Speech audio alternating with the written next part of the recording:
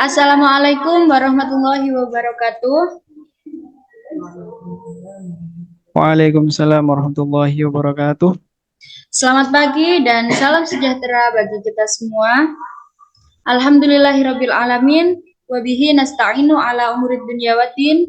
Wassalatu wassalamu ala asyrafil anbiya'i wal mursalin wa ala alihi wa sahbihi ajma'in. Amma ba'du.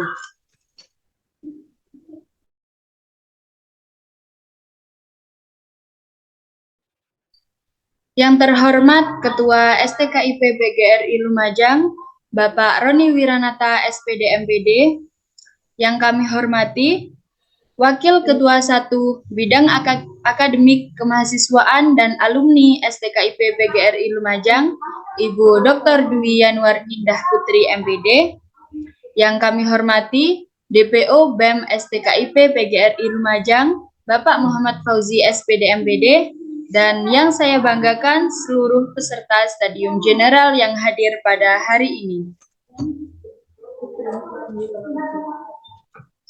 Puji syukur kita panjatkan kehadirat Allah Subhanahu wa Ta'ala yang telah melimpahkan rahmat, taufik, dan hidayahnya, sehingga dengan izinnya pada hari ini kita dapat berkumpul dengan keadaan sehat walafiat dalam acara Stadium General yang diselenggarakan oleh BEM STKIP PGRI Lumajang.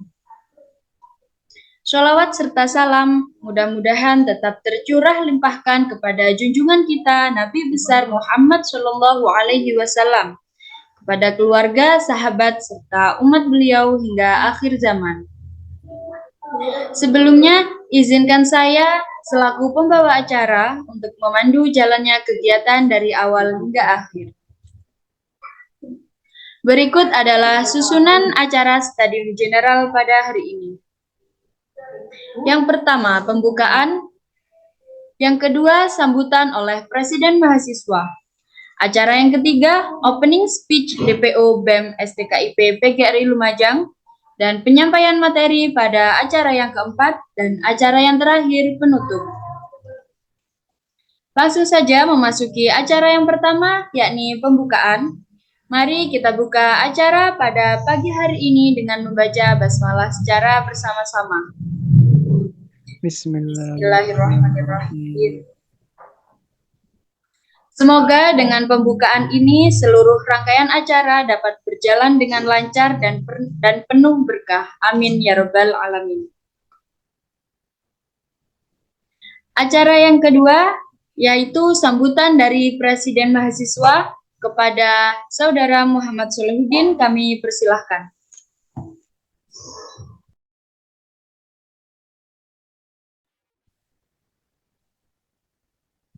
Baik, Assalamualaikum warahmatullahi wabarakatuh.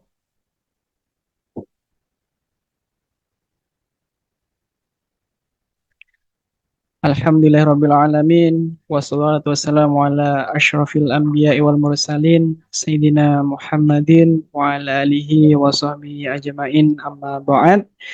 Yang saya hormati Ketua STKIP PGRI Lumajang Bapak Roni Wiranata SPD MPD. Yang saya hormati Wakil Ketua 1 Ibu Dr. Yanwar Indah Putri MPD. Yang saya hormati DPO BEM STKIP PGRI Lumajang Bapak Muhammad Fauzi MPD, dan tak lupa seluruh panitia dan juga peserta Stadium General BEM STKIP PGRI Lumajang. Pada kesempatan kali ini, yang pertama yang akan saya sampaikan untuk kegiatan ini bernama Stadium General, yang mana kami mengusung tema From Readers to Creators, Transforming Literacy into Action. Tujuan dari terselenggaranya kegiatan ini adalah untuk menginspirasi dan memotivasi mahasiswa agar tidak hanya menjadi konsumen informasi, tapi juga menjadi produsen pengetahuan dan agen perubahan di masyarakat. Dalam kegiatan ini, mahasiswa akan mendapatkan wawasan langsung dari narasumber inspiratif yang telah berhasil menerapkan literasi sebagai dasar dalam berkarya, berinovasi, serta memberikan dampak sosial yang positif. Yang kedua, saya berterima kasih kepada seluruh peserta yang sudah mendaftar. Semoga acara ini menjadi acara yang sustainable, yang berkelanjutan. Harapan saya nantinya setelah acara ini adanya perubahan dalam artian salah satunya adanya wadah lingkungan di STKIPB Lumajang untuk mengembangkan bakat dan minat berkaitan dengan literasi. Untuk acara ini sendiri nanti fokusnya lebih kepada bagaimana kita itu mempunyai hobi membaca, kemudian kita tuangkan ke dalam sebuah karya. Mungkin cukup sekian sambutan dari saya, kurang lebihnya mohon maaf. Wassalamualaikum warahmatullahi wabarakatuh. Waalaikumsalam warahmatullahi wabarakatuh. Atas sambutannya, kami sampaikan terima kasih kepada Presiden Mahasiswa STKIP PGRI Lumajang. Untuk selanjutnya, mari kita simak opening speech yang akan disampaikan oleh DPO BEM STKIP PGRI Lumajang. Kepada Bapak Muhammad Fauzi SPD MPD, kami persilahkan.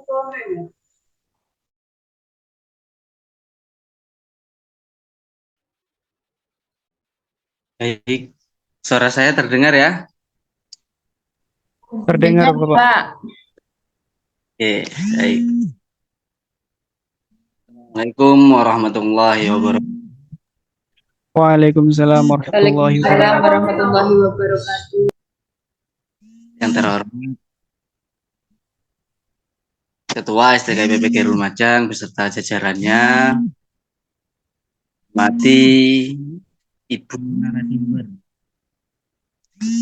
Ini tidak tahu ini fotonya sepertinya masih muda ini. Ibu atau Mbak atau kakak ini. Jadi saya panggil Ibu Muyasyaratul aku narasumber pagi hari ini, dan kepada adik-adik mahasiswa, teman-teman mahasiswa yang sudah berkenan hadir di ruang Zoom ini dengan keadaan sehat walafiat. Puji syukur karena Allah Subhanahu wa taala yang telah memberikan kita kesehatan dan kesempatan sehingga dapat dipertemukan di ruang Zoom ini dengan keadaan sehat walafiat. Salawat serta salam tetap kita curah limpahkan kepada junjungan kita Nabi besar Muhammad SAW, yang mana berkat perjuangan beliau kita semua dapat dituntun dan diarahkan dari zaman jahiliyah menuju zaman Islamnya. Baik, terima kasih atas waktunya ke moderator atau pembuka acara. Saya ucapkan selamat datang Ibu narasumber, Bu Muyasyaratul Hafidhah PD. Selamat datang di acara Stadium General teman-teman mahasiswa yang diselenggarakan oleh BEM STKIP PGRI Lumajang. Harapan besar kami nanti Ibu bisa memberikan stimulus kepada adik-adik mahasiswa tentang bagaimana mengasah skill ya, di luar perkuliahan. Ya, tentunya sering mungkin sudah saya sampaikan di perkuliahan adik-adik mahasiswa khususnya di pendidikan matematika. Saya sampaikan sejak dini. Ini sejak dini di semester 1 saya sampaikan untuk menyiapkan amunisi yang luar biasa untuk menjelang adik-adik nanti lulus sebagai sarjana. Amunisi yang dimaksud itu tentunya di luar perkuliahan. Salah satu contohnya adalah ya acara Stadium General seperti ini. Ini merupakan acara yang luar biasa menurut saya selaku DPO. Saya sangat bangga sekali pada teman-teman BEM dan teman-teman panitia, peserta yang hadir pada acara ini. Karena kenapa saya sampaikan seperti itu? Dunia pendidikan ke depan kita tidak tahu. Apakah adik-adik mahasiswa pasca lulus nanti itu digariskan atau ditakdirkan sama yang di atas itu menjadi guru ataupun tidak. Nah, tentunya ini sangat berkesinambungan dengan apa yang saya sampaikan tentang amunisi tadi, bahwa misalkan nanti ditakdirkan menjadi guru, tentunya adik-adik, ya mohon maaf, bukan hanya menjadi guru yang kaleng-kaleng ya, kasarannya ya. Artinya apa? Memang benar menjadi guru yang punya skill tadi yang saya sampaikan. Tentunya banyak hal yang terjadi mungkin sudah diketahui oleh adik-adik mahasiswa bahwa ada guru yang hanya datang, kemudian pulang, besok ngajar lagi, pulang lagi, dan lain sebagainya, itu sudah banyak terjadi. Nah, untuk menyikapi itu, ini BEM sudah memberikan wadah berupa kegiatan yang menurut saya sangat inovatif sekali tentang stadium general yang nantinya sudah kedatangan narasumber yang luar biasa hebat tentang penulisan buku dan lain sebagainya. Ya, itu adik-adik semua, sedikit penyampaian dari saya. Hanya berpesan, tolong untuk penyelenggara, panitia, ataupun peserta, apa yang disampaikan beliau nantinya, tolong diperhatikan baik-baik karena materi yang disampaikan nantinya itu saya yakin 100% nanti akan memberikan dampak yang bermanfaat kepada adik-adik semua. Baik sekarang, besok, lusa, ataupun nanti pasca menjadi sarjana. Ya, jadi itu adik-adik, terima kasih atas waktunya. Terima kasih penyelenggara yakni BEM, terima kasih kepada peserta, dan utamanya terima kasih kepada Ibu narasumber ya. Salam kenal Ibu ge. Saya Bapak Muhammad Fauzi. Saya DPO-nya adik-adik mahasiswa BEM yang alhamdulillah BEM sekarang selalu koordinasi, selalu komunikasi dengan saya maupun dengan pimpinan di lembaga STKIP PGRI Lumajang. Itu ya, mohon diperhatikan apa yang disampaikan beliau. Dan yang terakhir sebelum saya tutup, saya harap keikutsertaan adik-adik ini tidak hanya ikut dan mungkin dapat sertifikat, melainkan nanti bisa adik-adik gali informasi, silakan bertanya kepada narasumber. Syukur-syukur dan harapan besar kami itu adik-adik bisa menerapkan, bisa mengimplementasikan apa yang nanti disampaikan oleh beliau. Ya, itu terima kasih. Saya sampaikan, mohon maaf karena nanti belum sempat langsung masuk Zoom karena ada kegiatan di rumah. Jadi mohon izin saya menyimak di Zoom dan mohon maaf jika nanti ada kendala. Terima kasih dari saya, kurang lebihnya mohon maaf. Assalamualaikum warahmatullahi wabarakatuh. Waalaikumsalam Assalamualaikum warahmatullahi warahmatullahi wabarakatuh. Terima kasih kami sampaikan atas motivasi dan inspirasi yang diberikan kepada kita semua. Memasuki acara yang keempat, acara inti, yakni penyampaian materi. Dan penyampaian materi pada kali ini akan dipandu oleh moderator. Kepada Sayyidah Umamah selaku moderator, kami persilahkan memandu kegiatan pada kali ini sampai sesi tanya jawab. Aku video aku tidak. Baik, bisa didengar suara saya? Bisa, bisa. Assalamualaikum warahmatullahi wabarakatuh. Puji syukur atas kehadirat Allah Subhanahu wa Ta'ala yang telah melimpahkan rahmat serta hidayahnya sehingga kita dapat berkumpul dalam forum pada pagi hari ini dalam keadaan sehat walafiat. Salawat serta salam tetap tercurah limpahkan kepada baginda agung Nabi Muhammad Sallallahu Alaihi Wasallam yang telah menuntun kita dari zaman yang gelap gulita menuju zaman yang terang benderang, yakni Adinul Islam. Perkenalkan, saya Saidah Umama selaku moderator pada materi Stadium General kali ini. Pada kesempatan kali ini, forum kita akan diisi oleh narasumber hebat. Beliau adalah seorang penulis hebat dan penerima penghargaan Nugra Jasa Dharma Pustaloka Perpusnas Republik Indonesia tahun 2024. Sedikit akan saya bacakan CV beliau.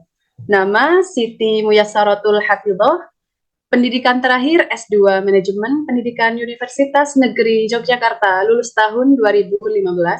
Salah satu buku karya beliau yaitu buku Panduan Belajar Stop Kekerasan Seksual untuk Remaja Bil Qalam 2024 dan masih banyak lagi buku karya beliau.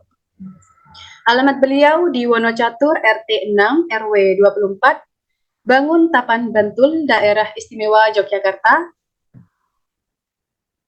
Atau teman-teman bisa mengunjungi laman Instagram beliau @muyassaro_h atau via email muyas.17@gmail.com atau juga bisa via WhatsApp dengan nomor 081 0851 4214 0145. Sedikit materi yang akan disampaikan yaitu tentang apa itu menulis, bagaimana proses menulis, dan apa saja manfaat menulis untuk kita. Kepada Ibu Siti, untuk lebih jelasnya saya serahkan kepada pemateri, kepada Ibu Siti Muyassaratul Hafidhoh. Waktu dan tempat dipersilahkan.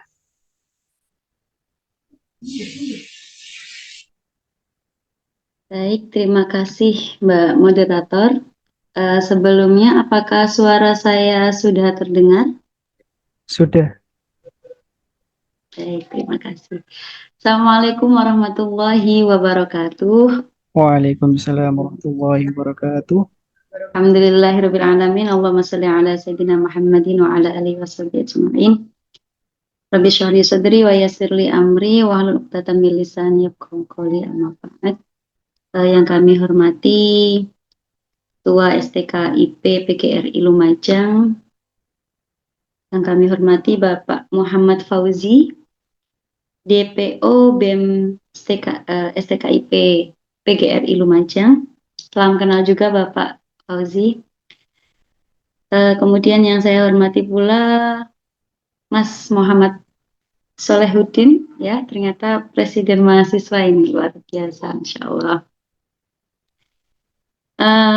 Kemudian Ketua Panitia Stadium General, dan juga pada Mbak Moderator Saidah Umamah. Tak lupa pada teman-teman peserta semua yang sudah hadir di Stadium General pagi hari ini.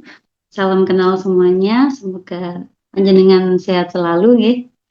Alhamdulillah kita terus mengucapkan lafal syukur ini kepada Allah, karena bagaimanapun kondisi apapun kita, itu semuanya dari Allah Subhanahu wa Ta'ala, dan kita berharap semoga Allah selalu memberikan yang terbaik untuk kita.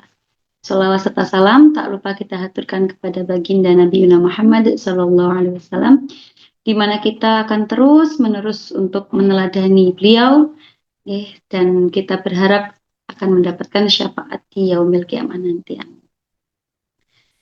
Teman-teman yang saya hormati, izin ada yang bisa membantu saya nge-share materi saya. Baik. Saya mengenalkan diri dulu ya, lebih supaya katanya kan tak kenal maka ta'aruf gitu ya. Tak kenal maka ta'aruf. Saya Muyassaratul Hafidhoh, biasa dipanggil Mbak Muyas atau Bu Muyas. Banyak teman-teman mahasiswa seringnya sih Mbak gitu ya. Sayangnya juga pengennya sih selalu dipanggil Mbak. Saya memang bergerak di dunia literasi, sudah lama saya bergerak di dunia literasi, bahkan sejak mungkin seusia kalian ya, seusia teman-teman waktu masih kuliah di S1, saya sudah mulai menulis di koran. Dulu itu masih rame kita nulis di koran gitu, tetapi kemudian sekarang koran beralih ke media daring ya. Jadi sudah mulai menurun, bahkan banyak koran yang gulung tikar. Tetapi media koran bagi saya media yang sangat berjasa bagi perjalanan hidup saya. Kenapa? Karena memang koran itu dulu ya media satu-satunya yang kita bisa akses berita cepat. Jadi pagi itu udah ada berita apa yang menyegarkan gitu. Tapi kalau sekarang ya kalian kalau nyari berita tercepat ya tinggal buka HP. Baik, bagaimanapun kondisi masa kita, walaupun saya di masa yang mungkin berapa tahun di atas kalian, saya kuliah itu 2000 berapa sih? 2007, 2007 gitu ya, satu itu. Jadi mungkin atau ini udah ada yang lahir atau belum? Ini pasti generasi Gen Z semua ya. Nah, di usia itu saya sebelum di kuliah memang saya sudah menulis juga gitu. Bahkan saya mengikuti komunitas penulis pelajar se-DIY saat itu. Dan kita mencetus buletin coret namanya yang diadakan oleh LKIS Jogja. Buletin coret ini kemudian menjadi buletin yang apa ya? Tersebar di seluruh sekolahan di DIY saat itu. Jadi memang entah mengapa saya itu suka menulis, mungkin karena stimulus orang tua ya, mungkin dulu karena orang tua sering beliin buku gitu. Terus saya juga suka baca buku, kemudian berpikir keren banget ya orang yang membuat buku ini. Saya berharap jadi salah satu dari mereka gitu. Ada buku ke saya yang kemudian dibaca gitu. Sebelum ke materi saya pengen ya cerita sharing dulu bahwa dulu waktu saya kecil tuh, kakak-kakak ya, teman-teman, saya ditanyain tuh sama salah satu paman saya, di mana kita ini ponakan-ponakan dikumpulin gitu, terus ditanyain, cita-citamu apa? Gitu. Cita-citamu apa? Kakak saya bilang polisi, ada yang bilang dokter, ada yang bilang TNI, gitu ya, tentara, pilot dan sebagainya. Dan ketika sampai ke saya bilang penulis. Gitu. Nah anehnya gitu, oh ya baik Bapak, terima kasih atas kehadirannya. Anehnya gitu, ketika saya bilang saya ingin jadi penulis, paman saya tuh ngetawain teman-teman, ketawa gitu. Hah, apa ini? Mau jadi penulis itu berarti apa ya istilahnya? Pengarang ya, suka ngarang ya gitu. Oh malah, jadi waktu itu mungkin pikirannya Pak D saya nulis itu suka cerita, suka yang berhayal gitu, fiktif gitu. Tapi karena Pak D saya ketawa itu saya jadi penasaran sebenarnya penulis itu kayak gimana sih? Apa sih yang menarik menjadi orang kok jadi penulis itu apa gitu. Akhirnya saya memutuskan untuk punya cita-cita apapun cita-cita saya, entah guru, entah nanti kelak saya jadi dosen, entah kelak nanti saya jadi dokter, entah kelak saya jadi apapun, saya harus tetap menulis. Karena saya yakini bahwa perintah Allah pertama kan membaca. Nah, setelah perintah membaca adalah menulis, gitu. Nah, itulah kemudian saya menulis. Nah, monggo slide selanjutnya. Dan gitu ya, semakin beranjak besar, saya di pesantren, saya menemukan kosakata atau kata mutiara dari Imam Ghazali yang berbunyi, kalau kamu bukan anak raja dan engkau bukan anak ulama besar, maka jadilah penulis. Nah, di situ kemudian saya, wah ini kayaknya memang menulis itu hal yang luar biasa. Gitu. Bagaimana kita akan menggali banyak hal. Gak mungkin penulis itu lahir dari ya, orang yang gak membaca tuh gak mungkin. Gitu. Misalkan ada orang yang gak membaca kok menulis, saya yakin tulisannya ya standar biasa aja. Gitu. Jadi semua penulis saya yakin mereka lahir dari pembaca. Nah, sehingga ketika ketambahan ada kata mutiara dari Imam Ghazali ini membuat saya terpicu untuk menulis. Nah, slide selanjutnya, Kak. Apa sih itu sebenarnya menulis itu? Kalau kita ngomongin literasi itu kan global ya, umum ya teman-teman. Literasi itu, dan jangan hanya berhenti pada literasi itu membaca dan menulis, enggak. Jadi literasi itu menyakup banyak hal. Membaca iya itu literasi, menulis iya itu literasi, berdiskusi itu juga literasi, berdebat itu juga literasi. Kalian menggali sesuatu itu juga literasi, kalian mengkritisi sesuatu dan mendalami itu juga literasi, kalian menganalisis itu juga literasi. Jadi banyak hal yang bisa kita sebut literasi. Literasi juga bukan hanya tulisan gitu, literasi keuangan, literasi menghitung gitu, itu semua juga literasi. Nah, kalau literasi menulis itu adalah literasi yang menurut saya ya, dia melewati step by step literasi sehingga menjadi kompleks. Jadi menulis itu merupakan proses berpikir yang paling sempurna, gitu ya. Mengapa?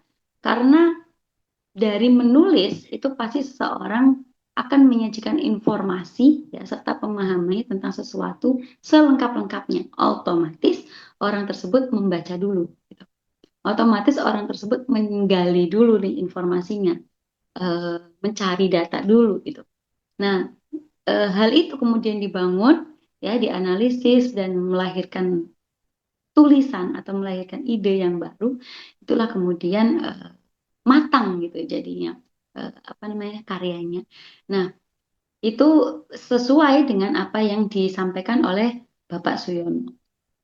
Jadi menulis itu teman-teman bukan sekedar kamu ngetik atau kamu nulis di HP atau kamu nulis, tapi pasti ada proses membaca, mengamati, berdiskusi, menganalisis, dan mencermati tulisan-tulisan orang lain, sehingga kemudian lahirlah tulisan kita sendiri gitu. Jadi proses ini kalau teman-teman ingin jadi penulis gitu, ketika proses ini dilalui tahapnya benar gitu ya, step by stepnya benar gitu, nanti teman-teman akan menemukan tulisan yang bermanfaat, tulisan yang mungkin akan bisa dibaca banyak orang. Oke, slide selanjutnya Kak. Manfaatnya jelas banyak sekali, seperti yang tadi disampaikan Pak Fauzi juga tadi menyampaikan ya, manfaat menulis itu banyak gitu. Apalagi teman-teman di sini calon guru semua gitu. Saya yakin teman-teman entah nanti kelak profesinya menjadi apa gitu, tapi saya yakin setiap orang adalah guru. Setiap orang adalah guru, setiap tempat adalah sekolah gitu. Jadi kita gitu ya, misalkan tidak menjadi guru secara formal, tetapi minimal kita menjadi guru pada diri kita sendiri. Kita sudah menjadi guru pada diri kita sendiri, kemudian kita menjadi guru pada anak kita, saudara kita, adik kita gitu. Maka menjadi guru itu sangat penting untuk menulis menurut saya, karena manfaatnya jelas luar biasa. Pertama, menulis itu kemampuan dasar kan. Kita nggak mungkin nggak bisa nulis kalau di istilahnya gini, dulu gitu ya, dulu itu buta aksara banyak sekali gitu. Sekarang sudah mulai berkurang karena menulis, berhitung, membaca itu adalah kemampuan dasar yang harus dimiliki semua. Tapi masih ada nggak orang yang buta huruf? Masih ada, masih. Mungkin karena akses pendidikan yang tidak bisa dia akses ya, atau juga mungkin karena kemampuan dalam arti dia memiliki keterbatasan gitu bisa. Tetapi secara nasional gitu ya, program bisa baca, bisa nulis, bisa berhitung itu adalah program dari pemerintah yang wajib di semua anak bangsa itu wajib memiliki kemampuan ini. Jadi menulis pertama dia punya salah satu kemampuan dasar manusia. Kedua, dia menambah pengetahuan. Jelas teman-teman, saya sudah bilang kalau teman-teman menulis itu saya yakin teman-teman membaca dulu sebelumnya. Otomatis ketika teman-teman membaca, maka teman-teman mendapatkan pengalaman dan pengetahuan yang baru. Kemudian ketiga, menjadi sarana komunikasi. Kok bisa? Ya, Kalau kita lihat karya-karya ketika penjajahan ya, di mana banyak penulis-penulis besar yang lahir di situ, yang mungkin gitu ya, ketika menyuarakan isu kemerdekaan secara verbal itu sangat bahaya, bahkan dilarang, bahkan mengancam nyawa gitu. Tetapi kalau menyuarakan lewat tulisan itu bisa lebih aman dan juga bisa lebih menyebar luas kemana-mana. Banyak sekali sastrawan-sastrawan kita yang selain dia sastrawan, mereka juga menjadi tokoh kemerdekaan. Gitu. Jadi komunikasi menulis itu bisa menjadi sarana komunikasi yang efektif. Kayak contohnya saya menulis buku novel judulnya Hilda. Gitu. Saya ingin berkomunikasi dengan siapa sih?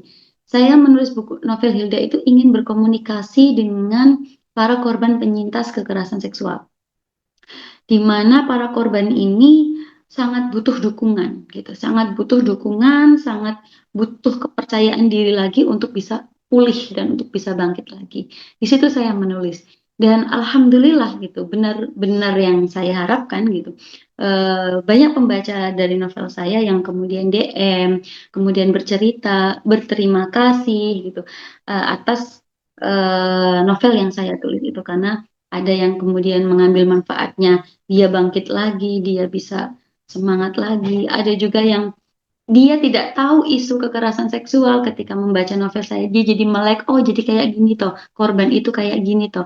Oh berarti saya itu harus memperlakukan korban seperti ini. Nah, ada sarana komunikasi di situ. Kemudian mengasah pengetahuan sekaligus membagikannya. Jelas tadi ya, saya menulis novel itu tidak sekedar imajinasi saya belaka.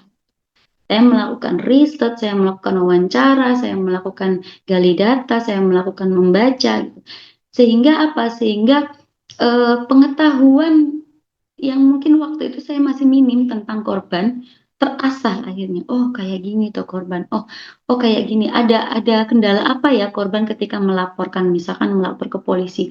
Kenapa kok kasus kekerasan seksual sering dianggap menjadi kasus seperti gunung es gitu. Kelihatan di puncaknya doang, padahal bawahnya tuh banyak tapi nggak kelihatan. Kenapa gitu? Saya nanya ke teman-teman yang aktif di organisasi, aktif di pendampingan korban, bahkan ada yang di Komnas Perempuan itu saya juga tanya gitu kan, ada kendala apa gitu. Ternyata ada kendala seperti ketika melapor didiskriminasi, atau ketika melapor dianggap menikmati kejadian itu, ketika melapor yang pelaku lebih tinggi pangkatnya gitu daripada korban, relasi kuasanya lebih kuat, akhirnya kalah duluan gitu. Banyak sekali kendala yang ditemukan korban saat itu. Oh, kayak gini. Nah, ketika pengetahuan saya terasah, nah maka tulisan yang lahir juga akan semakin real gitu, walaupun itu hanya novel. Kemudian meningkatkan kreativitas. Jelas ini ya, teman-teman. Ketika kamu menulis merangkai kata itu juga sudah bagian dari aktivitas kreativitas gitu. Aktivitas kreasi lah, kalian berkreasi, kalian memainkan kata, kalian menata argumentasi dengan baik, itu proses kreativitas. Apalagi ketika melahirkan, diterbitkan bukunya, apa ya, itu berarti karya, kita punya karya. Gajah mati meninggalkan gading, kita mati meninggalkan apa kalau nggak karya kan gitu. Nah, kemudian melatih fokus dan kemampuan menganalisis. Jelas, ketika saya nulis Hilda, saya ini contohnya satu aja ya Bu Hilda. Ketika saya nulis Hilda, itu saya fokus benar-benar saya membaca tentang isu-isu kekerasan, tentang teori-teori tentang psikologi korban dan sebagainya. Saya fokus sekali, hampir 2 tahun itu saya fokus nulis. Cukup lama itu saya nulis Hilda itu. Dari awal pengen nulis sampai meyakinkan untuk nulis itu prosesnya hampir 1 tahunan. Ketika menulis sampai selesai prosesnya ya beberapa bulan, memang 9 bulan atau berapa saya lupa. Tapi intinya hampir 2 tahunan saya berproses menulis. Saya fokus, saya analisis berbagai macam kasus, dan saya selerasikan dengan ide cerita yang ada pada diri saya. Karena novel Hilda itu juga ide ceritanya itu dari kenyataan, jadi dari peristiwa nyata gitu, peristiwa yang benar-benar terjadi yang dialami oleh salah satu siswa di sekolah teman saya gitu. Tapi kemudian tetap namanya novel kan fiktif ya, dan juga saya tidak mau sama persis gitu, karena kita harus menjaga apa ya istilahnya tuh identitas korban dan lain sebagainya. Jadi tetap ada imajinasi saya, tetap ada campuran dari ide cerita saya yang lain, pengembangan ide kayak gitu. Kemudian melatih berpikir sistematis. Sebenarnya tadi sudah saya sampaikan juga ya, tersistem gitu kita berpikirnya ketika kita menulis. Teman-teman saya yakin ya, kalau kalau mahasiswa itu semuanya penulis sebenarnya. Karena kalian kan kalau dapat tugas itu ya artikel ya kan, dapat tugas paper dan sebagainya itu kan menulis gitu. Dan ketika kalian menulis tugas itu, saya yakin teman-teman diajari berpikir sistematis. Contohnya misalnya latar belakangnya apa nih, masalahnya apa nih, kemudian solusinya bagaimana. Nah, itu cara berpikir sistematis. Itu yang kemudian membedakan teman-teman yang berkuliah dengan teman-teman yang tidak berkuliah. Terkadang berpikir sistematisnya lebih bagus teman-teman yang berkuliah. Kemudian mengukir sejarah. Nah, ini teman-teman, mengukir sejarah ini juga penting. Kita itu kan minimal kita ketika sudah tidak hidup di dunia lagi gitu, kita tuh dikenang oleh anak turun kita gitu. Nah, bagaimana caranya kita dikenal oleh anak turun kita kalau kita tidak melahirkan nilai-nilai kebaikan gitu.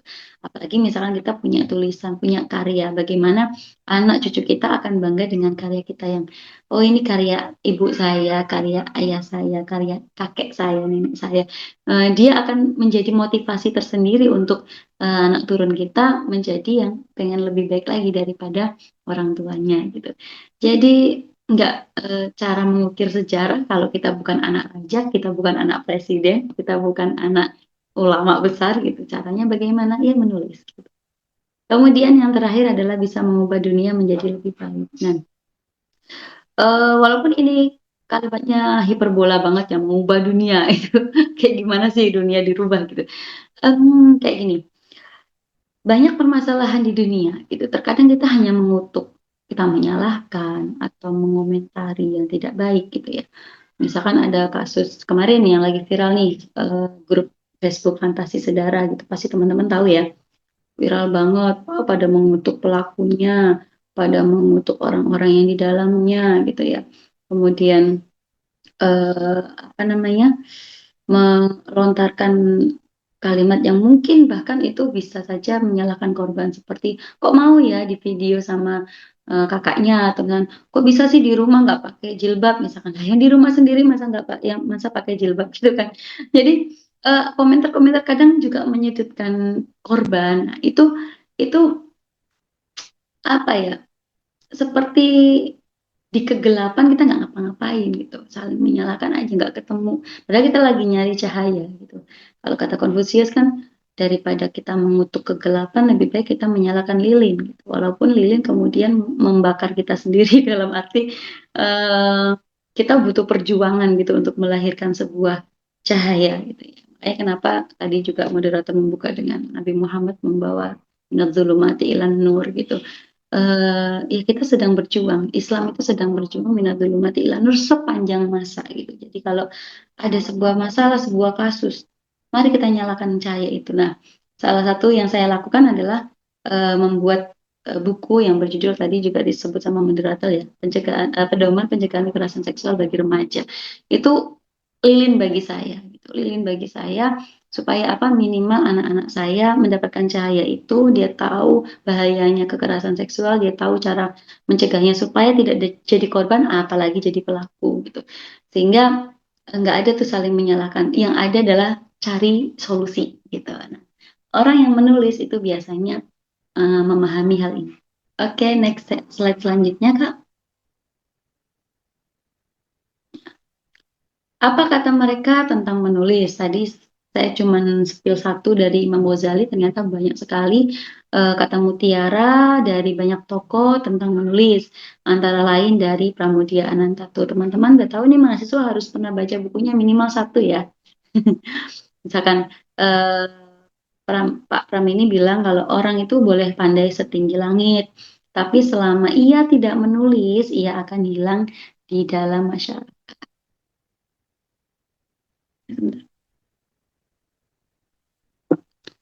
atau akan hilang dari sejarah gitu. Menulis adalah bekerja untuk keabadian. Saya setuju dengan kalimatnya Pak Pramini, menulis adalah bekerja untuk keabadian.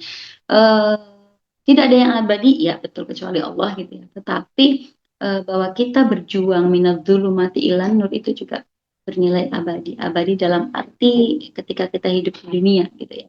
Maka saya apa ya, punya prasangka baik bahwa orang yang menulis dengan tujuan minadz-dzulumati ilan nur, tulisannya itu akan terus dibaca gitu. Walaupun orangnya sudah tidak ada, begitu. Kemudian dari Sayyidina Ali bin Abi Thalib karamallahu wajhah, semua orang akan mati kecuali karyanya. Maka tulislah sesuatu yang akan membahagiakan dirimu di akhirat kelak. Selain tadi kita bekerja untuk keabadian, kalau kita berniat tadi ya, kita menulis adalah diniatkan ada sisi dakwahnya minadz-dzulumati ilan nur tadi, maka yang kita dapatkan manfaatnya bukan hanya di dunia, tetapi di akhirat juga akan menjadi jariah kita. Saya ingat betul ketika launching novel Hilda di Pondok Pesantren Krapia, Bunyai saya sambutan dan beliau bilang, semoga ini jadi amal jariahnya Mbak Muyas ini, karena bukunya benar-benar membantu para korban. Dan itu saya amini. Amin. Oh iya, terima kasih Dek. Ditutup minta tolong. Jadi kita menulis ketika diniatkan dakwah dan minadz-dzulumati ilan nur, maka tulisan itu bernilai manfaat. Setiap orang yang membaca, maka pahalanya terus mengalir sama kita. Minta tolong ayah. Jadi ketika kita memahami hadis Nabi yang semua tidak ada yang kita bawa ketika kita meninggal kecuali 3 gitu. Salah satunya adalah ilmu yang bermanfaat. Ya, saya menerjemahkan ilmu yang bermanfaat itu adalah sebuah karya yang itu bisa diakses sepanjang masa. Salah satunya menulis. Kemudian dari Napoleon Bonaparte, ini juga dahsyat. Ini saya juga ambil. Aku lebih takut dengan seseorang yang memegang pena atau seorang penulis ya, daripada prajurit yang bersenjatakan lengkap. Ini kalau teman-teman pahami betul gitu ya. Kalimat Napoleon Bonaparte ini sudah kemudian dibuktikan 10 tahun bahkan 15 tahun terakhir. Nah, teman-teman ini sudah pernah jadi pemilih pemula di pemilu belum? Kalau ada event pemilu gitu ya, pasti akan ada narasi banyak terkait para calon. Bahkan gitu ya. Sebentar.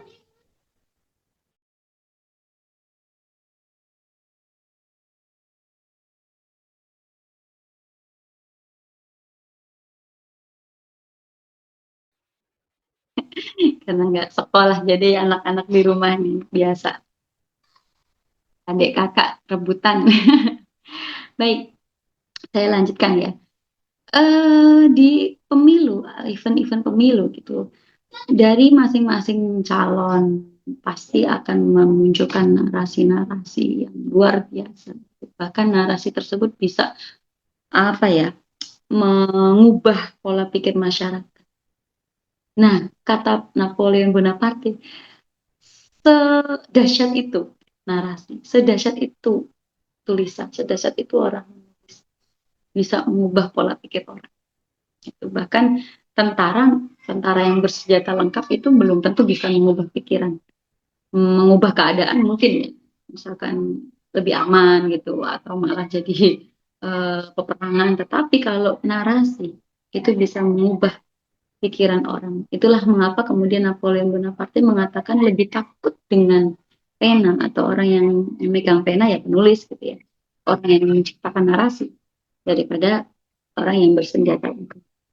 Nah, coba bisa bayangkan nggak kalau orang yang pegang pena itu punya niat tadi minadz-dzulumati ilan nur, lebih dahsyat lagi, dunia akan lahir menjadi dunia yang damai gitu ya, dunia yang adil dan sebagainya.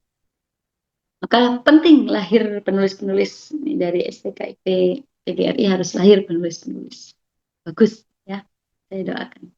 Kemudian kata Pak Kunto Wijoyo, syarat untuk menjadi penulis itu cuma ada 3. 1 menulis, 2 menulis, 3 menulis. Jadi syaratnya itu nggak banyak. Ya menulis. Kalau pengen jadi penulis ya menulis. Sama halnya kalau kamu pengen punya mobil ya kamu beli mobil dong gitu.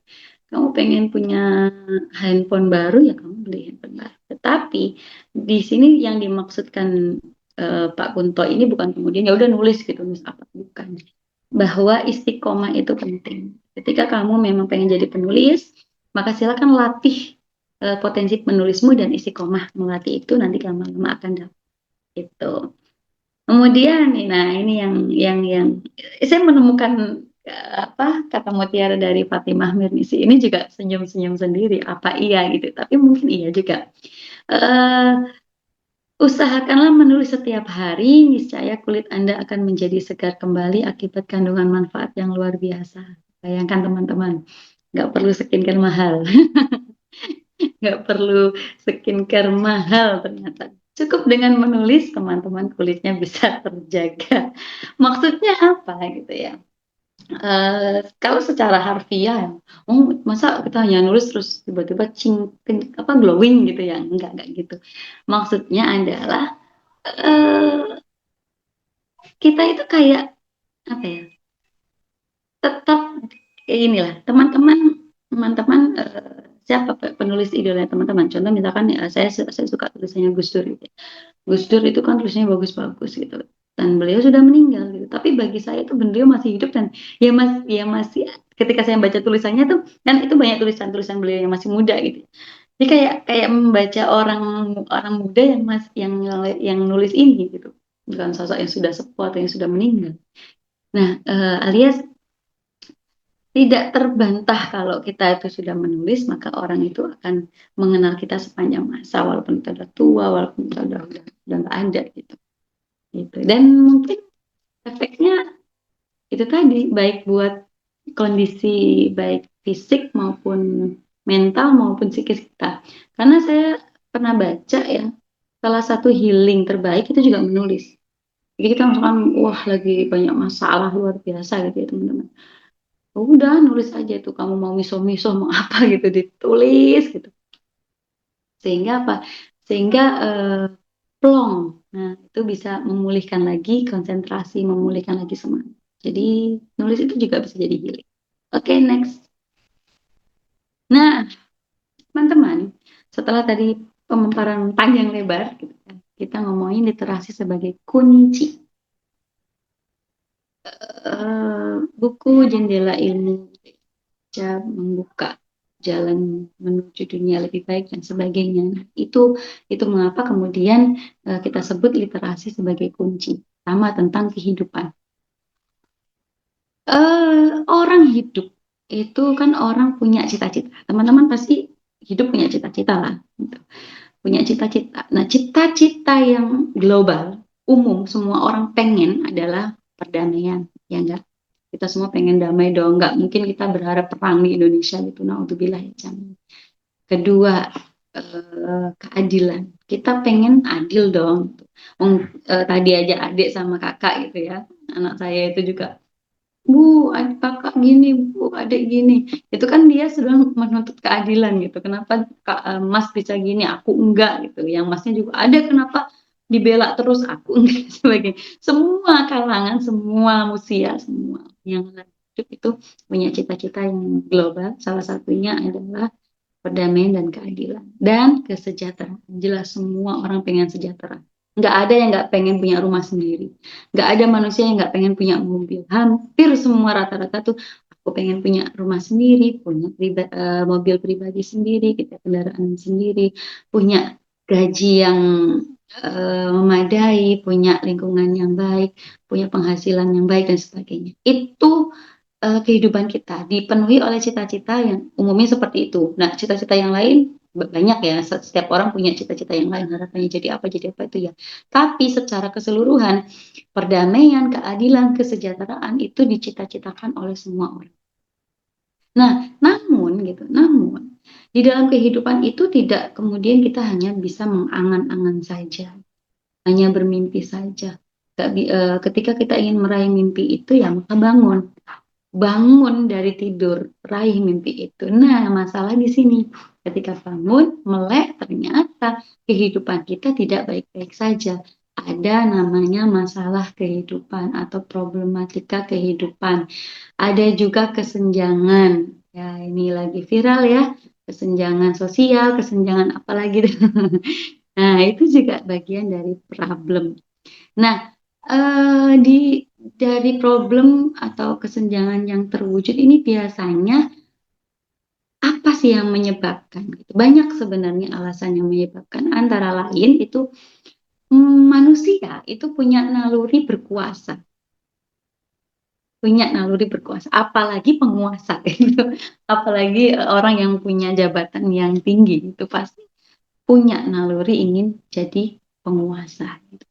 Nah, karena punya naluri itu, maka punya potensi melakukan kezaliman, punya potensi melakukan hal-hal yang tidak baik. Nah, atau apa namanya kezaliman ya, kita sebut kezaliman itu kan banyak ya. Misalkan kezaliman ya diskriminasi, ketidakadilan, kekerasan seksual, patriarki, itu apalagi kesenjangan-kesenjangan yang lain ya yang teman-teman ketahui. Nah, akhirnya muncullah itu namanya problem. Nah, tapi gitu, karena kita masih punya cita-cita nih, kita masih punya cita-cita kehidupan, dan kita menyadari, oh iya, kehidupan kita ada problem. Nah, apa yang harus kita lakukan sehingga cita-cita kita tetap kita dapatkan, walaupun ada problem? Maka kita cari solusi. Nah, solusinya adalah dengan literasi, gitu. Dengan literasi, membaca, menulis, berdiskusi, berdialog, ya, memberikan edukasi, itu salah satu bagian dari literasi. Untuk apa? Untuk mengatasi masalah atau problematika atau kesenjangan tadi, sehingga apa? Sehingga kita akan menemukan keseimbangan yang paling bawah itu. Keseimbangan itu adanya proses yang mencerdaskan, maka mampu memberdayakan dan melahirkan hal yang manfaat. Jadi ketika tadi kita melakukan literasi, kemudian kita punya peluang untuk berproses menuju hal yang mencerdaskan. Nah, ketika sudah terbuka tuh pintu kecerdasan, maka akan muncul namanya pemberdayaan. Sehingga apa? Ketika ada kecerdasan, ada pemberdayaan, maka akan melahirkan sebuah keseimbangan. Seimbang itu maksudnya apa? Oke lah kita hidup punya cita-cita dan oke di dalam hidup kita punya ujian. Namun saya tetap seimbang, langkah saya tetap seimbang karena apa? Karena saya punya ilmu. Ilmunya dari mana? Dari literasi gitu. Akhirnya apa? Langkah kita tetap imbang walaupun ada cobaan ujian yang datang, tapi karena kita berliterasi, kita membaca, apalagi kita berkarya, membantu orang lain untuk menjadi seimbang, maka jalan kita menuju cita-cita itu masih bisa kita lalui dengan baik. Paham nggih konsep dasar literasi sebagai kunci. Nah, dari sini teman-teman, kemudian saya melakukan hal yang tadi saya sampaikan. Jadi saya pernah bilang kan, kalau saya itu menulis sejak sebelum mahasiswa, tapi ketika menulis di media koran, media cetak itu ketika mahasiswa. Jadi saya, kalau nggak salah itu semester berapa ya? 5 kalau nggak 4. Itu saya, ada satu dosen saya, atau Zainal, dosen manajemen pendidikan, beliau bilang kayak gini, nih di sini ada yang suka nulis nggak? Coba teman-teman kalau ada yang bisa nulis, silakan nulis. Kalau ada tulisannya yang dimuat di koran, udah deh kalian nggak usah ikut ujian, saya kasih nilai A. Itu kan bagian dari promosi, promosi literasi ya dari dosen gitu. Wah, saya semangat gitu. Wah, ini kesempatan nggak usah ujian tapi dapat nilai A. Siapa sih mahasiswa yang nggak mau nggak ujian tapi dapat nilai A gitu. Akhirnya saya mencoba gitu. Oke deh, saya ingin tulis gitu. Saya telah dulu nih koran-koran mana nih yang punya peluang untuk saya bisa masuk tulisan saya. Ternyata ada namanya koran Suara Merdeka. Itu koran Jawa Tengah ya. Tapi mungkin di Jawa Timur juga ada. Cuman sekarang nggak tahu ada apa enggak. Nah, di Suara Merdeka itu ada namanya Suara Mahasiswa. Kalau nggak salah itu harinya setiap hari Kamis kalau nggak salah. Nandilalah gitu ya. Ketika saya membuka itu, tema minggu depan adalah tentang pendidikan dan perempuan, yang dimana konsentrasi saya adalah pendidikan dan isu perempuan. Jadi bismillah saya menulis dan saya kirim ke alamat yang tertera di koran itu. Ternyata dimuat gitu. Ternyata dimuat. Waktu itu saya menulis nggak ada kepikiran akan dapat uang ya. Pikiran saya akan dapat nilai A gitu loh. Pokoknya nggak ujian dapat nilai A kan seneng banget tuh. Ternyata dapat uang juga gitu dari koran gitu. Kalau nggak salah 150 atau berapa. Zaman segitu kan besar ya nilai 150.000. Eh, saya laporin ke dosen saya, Pak ini saya dimuat tulisan saya gitu, seorang mahasiswa. Oh, dosen saya, wah bagus, oke. Dapat A ya Pak? Ya, sesuai janji. Nggak ikut ujian? Ya janganlah, tetap ikut ujian katanya. Ngisi absen gitu. Walah ya Pak gitu. Terus kalau nggak saya jawab soalnya nggak apa-apa ya Pak. Ya terserah kamu mau jawab apa enggak. Ya terus saya bilang ya enggak lah, tetap saya jawab. Saya bilang tapi tetap dapat A ya Pak. Bagaimanapun jawaban saya gitu. Oke oke gitu. Itu salah satu dosen yang saya apa ya, saya hormati juga karena beliau ini yang kemudian memotivasi saya untuk menulis.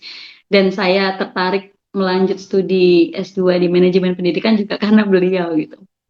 Nah, jadi apa yang saya lakukan ya itu menulis. Slide selanjutnya. Nah, ini contoh tulisan saya di koran saat itu. Masih unyu-unyu itu masih pakai jilbab apa itu ya. Nah, itu belakangnya masih ada nama kampus saya. Ini saya menulis di beberapa media akhirnya karena ketagihan. Ketagihan, kenapa dapat uang tadi ternyata gitu. Nah, ketika saya lulus S1, kemudian lanjut S2 gitu ya. Kalau waktu di S1 tidak terlalu banyak apresiasi dari kampus. Tapi ketika saya S2, luar biasa. Saya S2 kan di UNY ya, Universitas Negeri Yogyakarta. Itu mengapresiasi mahasiswa yang menulis tuh bagus banget. Jadi setiap tulisan saya yang dimuat di koran, kemudian saya bawa ke rektorat gitu ya, ke bidang mahasiswaan gitu. Itu saya diapresiasi kalau tulisan saya di media lokal itu dikasih 100.000, 75.000 lupa, saya ambil lupa 75 kayaknya. Kemudian kalau nasional 150 gitu. Kalau saya nulis buku dapat 350 atau 500.000 saya. Nah, dulu itu susah banget dapat kuliah S2 yang beasiswa. Zaman saya itu belum ada LPDP, Mbak, belum ada apa ya, beasiswa yang S2 terus jalannya gampang gitu, kayak sekarang kan banyak banget tuh peluang ya. Kalau dulu tuh kalau dulu kalau nggak salah jadi S2 beasiswa tuh harus jadi dosen dulu gitu. Dan itu waktu itu saya kan selesai S1 mau langsung S2 gitu karena kebetulan saya nikah, kemudian saya udah berkeluarga jadi saya pengennya tetap S2 gitu. Jangan sampai saya rutinitas keluarga akhirnya saya tidak jadi S2 padahal itu S2 adalah cita-cita saya gitu. Ya udah gitu akhirnya S2 dengan biaya sendiri, proposal pada Allah Subhanahu wa Ta'ala gitu. Yang beasiswa ini Allah. Nah, ternyata Allah itu punya cara luar biasa kasih beasiswa saya, yaitu dengan menulis itu tadi. Jadi setiap minggunya itu kadang saya ngirim 5 tulisan atau 3, 4 gitu. Atau kalau biasanya kalau seminggu cuma 2 itu saya ngumpulin dulu sampai 3 minggu gitu ya. Saya kasihkan ke bidang kemahasiswaan. Jadi kalau di total gitu saya kalau dari situ saya ke bendahara di kampus gitu ya, dikasih uangnya lumayan gitu, bisa sampai 500.000, bisa sampai bahkan pernah sampai 800 sampai 1 juta gitu, karena waktu itu saya juga udah nulis buku. Dan itu saya kumpulin buat bayar kuliah saya. Jadi sebenarnya yang bayar kuliah saya itu ya kampus sendiri, karena uangnya kampus itu saya kumpulkan gitu. Itu ya, ini salah satu tulisan-tulisan saya bilang saya ini background-nya pendidikan sama seperti teman-teman. Jadi tulisan yang saya tulis itu pasti berkaitan dengan pendidikan. Itu lihat, pilih aktivis atau akademikus. Nah, itu kan mahasiswa banget tuh bahasanya ya kan. Kemudian guru besar dan guru bangsa. Slide selanjutnya mungkin bisa di-set lagi. Nah, anak sekolah dan kekerasan. Anak sekolah dan kekerasan ini ketika kasus bullying marak saat itu berapa ya, Yola 5, lah pokoknya itu tahun koran masih eksis lah, sekarang kan udah jarang sekali. Itu juga kemudian ada apa namanya, menuju pendidikan karakter ini kayaknya mulai, nah ini udah 2011 nih, udah 2011 ini kan banyak banyak isu tentang pendidikan karakter gitu ya. 2011 kalian umur berapa ya teman-teman? Ini ibu bapaknya ada yang langganan koran nggak itu? Nah itu di bawahnya suara mahasiswa. Nah dulu saya nulisnya tuh suara mahasiswa gitu ya. Di situ kan yang di bawah itu ada suara mahasiswa. Sekarang ketika saya sudah berproses lama, akhirnya opininya yang saya tulis gitu. Jadi agak naik gitu. Kemudian next selanjutnya gitu. Saya eh, isu pendidikan, isu anak, isu perempuan itu sering saya. Nah, nasib pendidikan anak. Kemudian Hardiknas dan tantangan pendidikan di era digital ini sudah mulai. Nah, ini udah 2015 ya, udah 2015 yang media Indonesia itu. Slide selanjutnya. Nah, itu yang Hardiknas dan tantangan belum sebelumnya. Balik lagi. Oke. Hardiknas dan tantangan pendidikan di era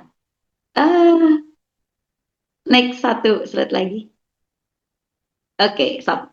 Nah, ini Hardiknas dan tantangan pendidikan di era digital. Aku sudah mulai melek digital di sini sejak 2014 kayaknya. Sejak 2014 itu saya sudah mulai melek digital. Kenapa? Karena kok sekarang media daring luar biasa gitu. Kemudian media sosial juga berkembang pesat nih. Ada apa gitu. Terus era digital ini tantangan di pendidikan nih apa? Nah, itu saya tulis dan dimuat di media Indonesia.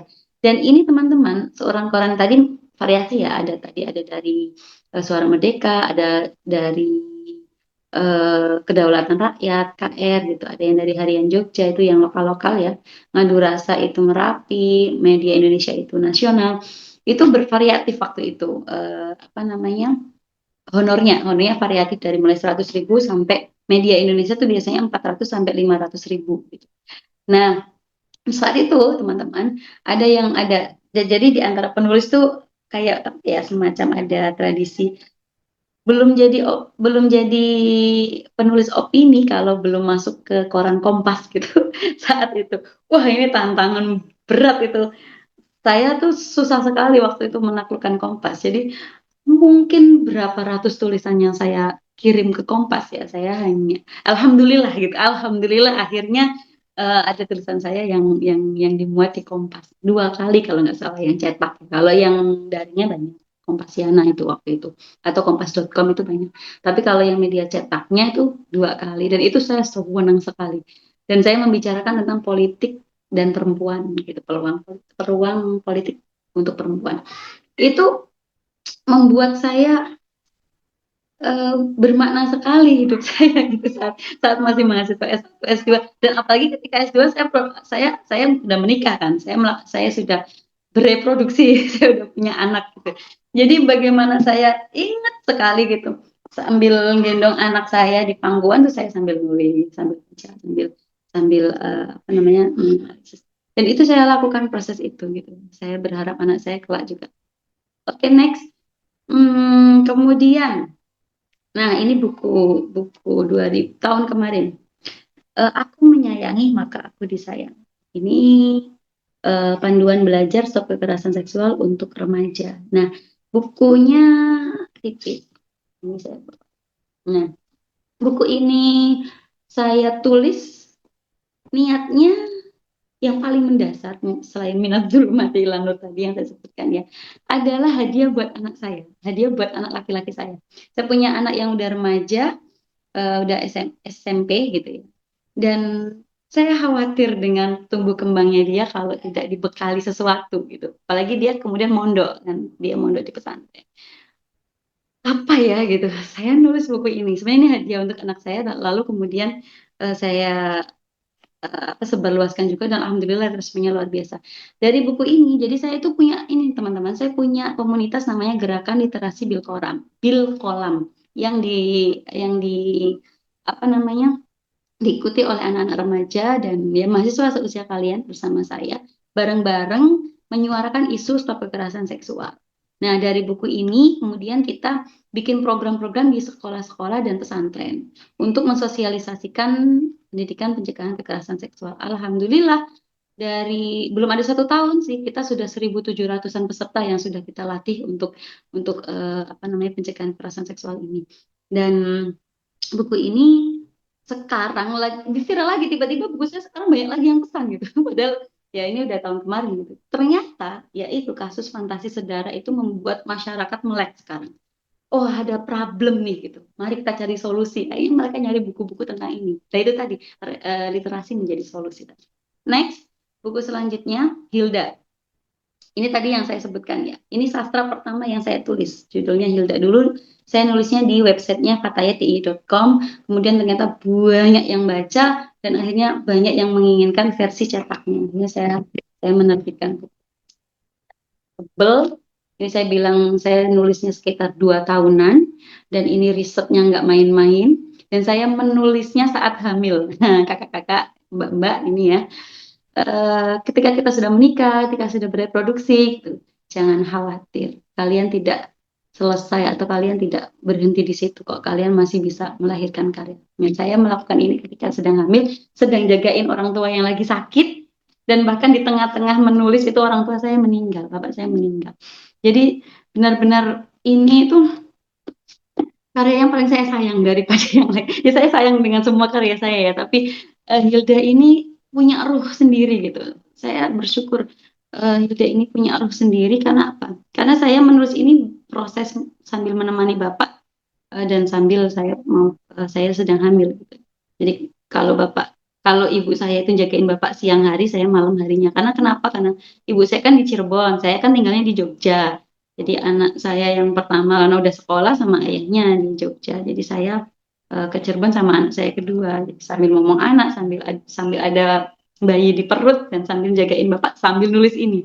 Jadi ini tuh ruhnya dapat banget, teman. Saya bukannya memuji karya saya sendiri, ini tentu dari Allah gitu ya. Tapi saya apa ya, meyakini ada berkahnya bapak di sini. Ada berkah bapak saya yang kemudian membuat novel Hilda ini dibicarakan banyak orang, diteliti lebih dari 40 peneliti, bahkan skripsi dari berbagai macam jurusan. Saya juga kok bisa ya? Ada dari jurusan PAI gitu neliti novel saya, kok bisa sih boleh gitu nulis tentang edukasinya gitu. Ada yang dari jurusan psikolog, ada yang dari jurusan KPI gitu ya, penyiaran, dan banyak lagi neliti tentang novel ini. Luar biasa, saya tidak pernah menyangka tulisan novel pertama gitu bisa dibicarakan banyak orang, dan alhamdulillah ini juga sudah dikontrak sama PH, ya, mau difilmin tapi nggak tahu kapan. Dalam pokoknya yang penting ini bukunya bermanfaat. Kemudian next, buku kedua saya itu Cinta Dalam Mimpi. Itu juga saya nulisnya dulu awalnya di platform Kuiku. Ada yang tahu platform Kuiku? Kuiku, nggak tahu ya. Semoga ada yang tahu ya. Ini di mute semua ya. Kuiku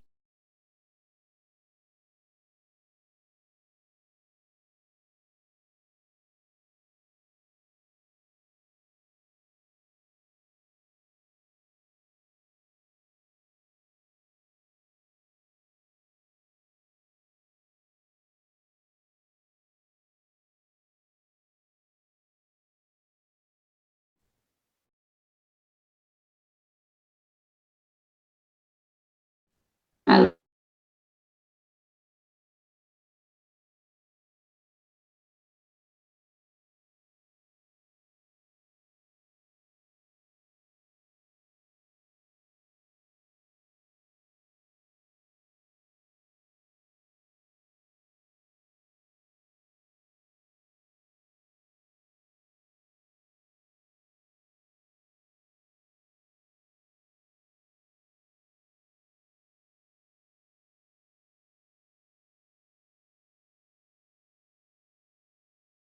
halo, apakah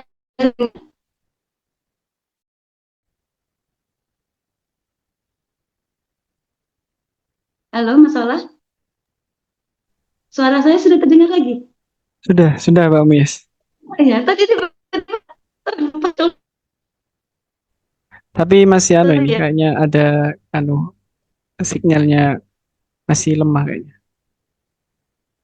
Oh, oke, oke, oke. Semoga sebentar.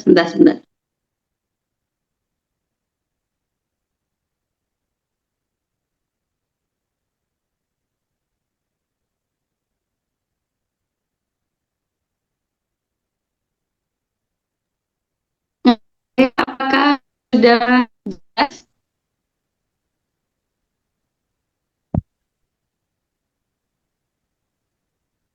Sudah, tapi masih terputus-putus sedikit, Pak. Oh, kenapa ini ya? Sebentar. Eh, oh, ini sudah lancar.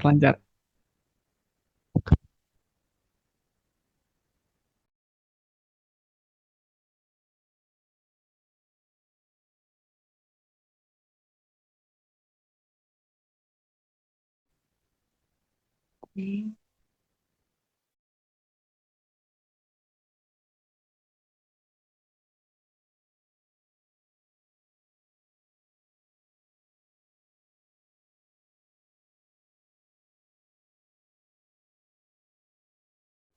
Halo,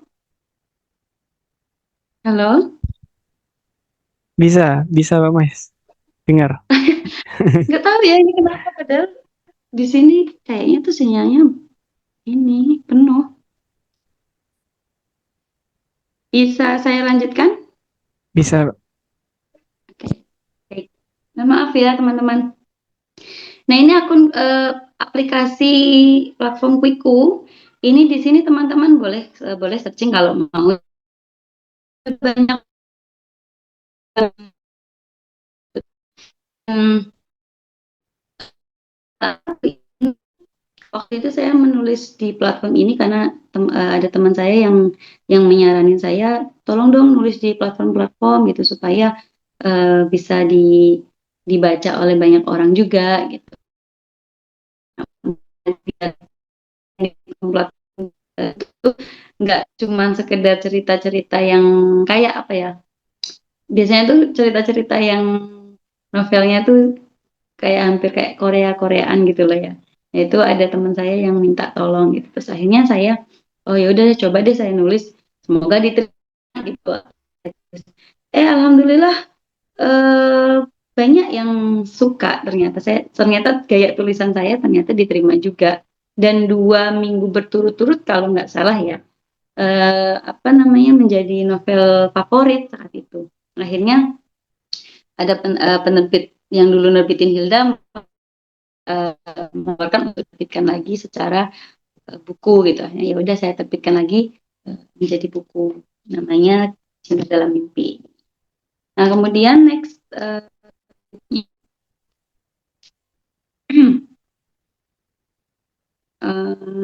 oke, itu Hana Shauki. Nah, Hana Shauki ini lanjutan dari Cinta Dalam Mimpi. Di novel yang ini itu endingnya agak mungkin tidak sesuai dengan emang saya bikin kayak gitu sih, gantung gitulah. Apa namanya, tokoh utamanya jadinya nggak, ini kan romance remaja gitu, jadi tokoh utamanya nggak dapet sama tokoh utama yang lain gitu. Jadi banyak yang protes juga waktu itu pada DM gitu, ini lanjutan yang mana gitu, kok ini nggak jadi sama ini gitu. Ya bukan karena permintaan mereka juga, tetapi memang saya sengaja ceritanya saya gantungin seperti itu. Bagaimana ternyata memang pengen tahu nasib selanjutnya. Nah, makanya saya nulis yang ini sequelnya. Ini juga sudah dikontrak sama PH besar MVP yang sekarang lagi proses. Alhamdulillah sudah mulai proses produksi, walaupun nanti belum tahu kapan jadwal syutingnya karena di dunia perfilman itu masih rame horor. Jadi drama itu belum rame. Namanya juga PH ya. PH itu pasti mikirin laku apa enggak gitu filmnya. Jadi doain ya teman-teman, ini kalau nanti udah ada di bioskop nobar ya. Ini dari apa BEM jadi nobar. Siap, Nah, Pak. itu. Next selanjutnya adalah nah ini itu ya.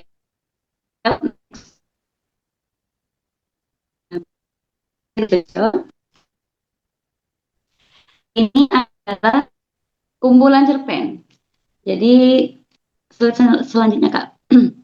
Jadi saya selain fiksinya, selain nulis novel, saya juga nulis cerpen. Nah, cerpen-cerpen di sini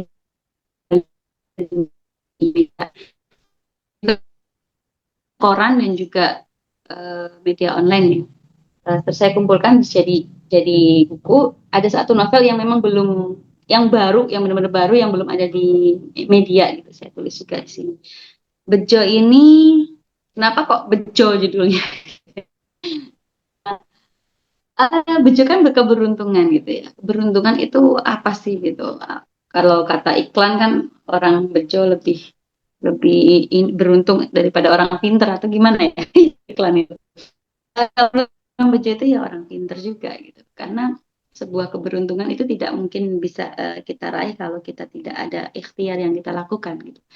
Jadi katakanlah ada rezeki yang min haitsu la yahtasib, itu bukan kemudian orangnya diem aja terus kemudian ada min haitsu la yahtasib, enggak. Saya yakin ada peristiwa yang eh, mendahuluinya dulu gitu. Atau katakanlah kalau dulu ada kasus viral yang penjual es, ya tahu ya penjual es, terus ada tokoh agama yang merendahkan gitu ya. Kemudian penjual es ini ada yang ngumrohin, ada yang apa namanya bantu dan sebagainya, terus pada bilang itu berkahnya di dihina ulama gitu. Wah, itu saya nggak setuju sekali dengan kalimat itu gitu. Kenapa? Karena bukan itu kok.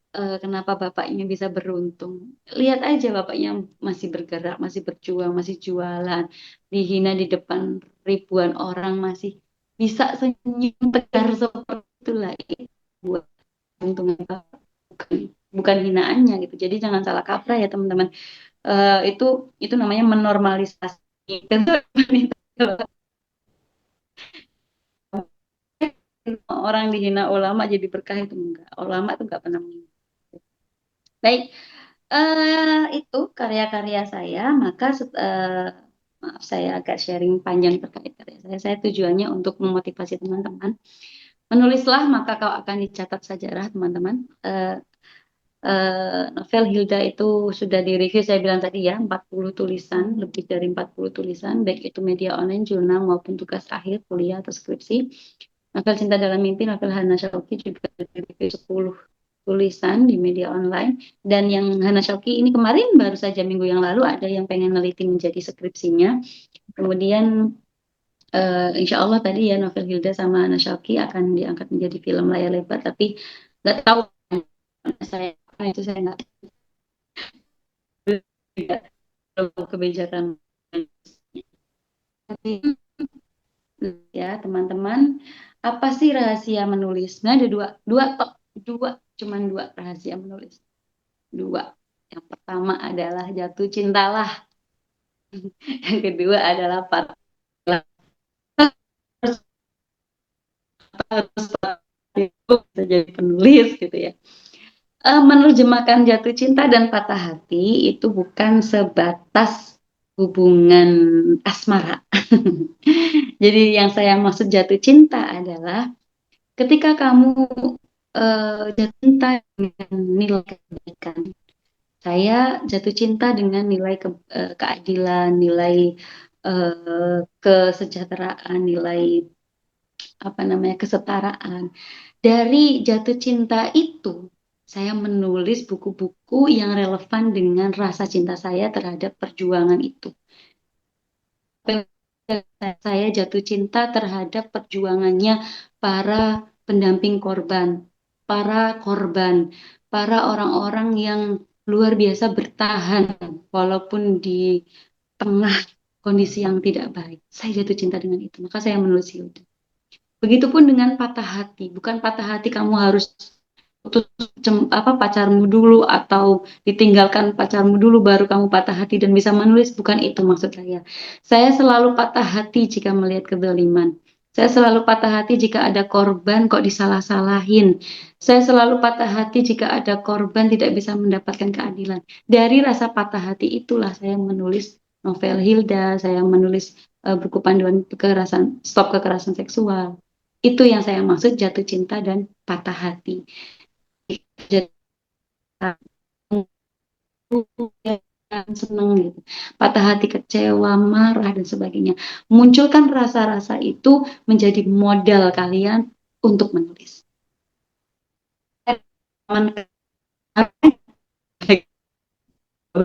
Dalam arti kamu pernah merasa jatuh cinta itu ketika kamu mau nulis novel dan mau ngomongin tokoh yang lagi jatuh cinta, ya kamu tahu gitu, jatuh cinta tuh kayak gini perasaannya, atau kamu pernah patah hati gitu ya.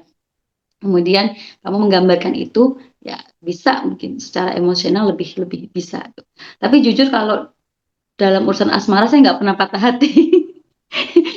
Dalam arti ya nggak punya pengalaman diputus pacar, atau saya juga nggak pacaran gitu ya. Jadi nggak pernah mengalami patah hati. Tapi patah hati itu ya ketika saya membaca novel, oh patah hati itu kayak gini gambarannya. Ketika saya melihat sesuatu yang tidak setara, tidak adil, itu yang membuat saya oh kayak gini patah hati itu. Benci banget ketika melihat ada grup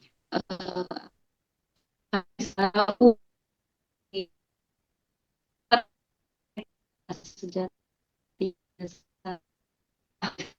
Kemudian saya melahirkan konten juga itu di media sosial saya dan di repost sama Perempuan Berkisah ya, konten saya tentang itu.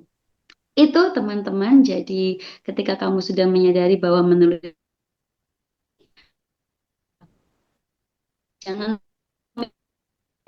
membaca tulisan kita, karena tugas penulis yang menulis. Teman-teman nggak usah berpikir, nggak usah overthinking dulu deh, tulisanku baik nggak ya, tulisanku bagus nggak ya, siapa yang akan baca, nggak usah.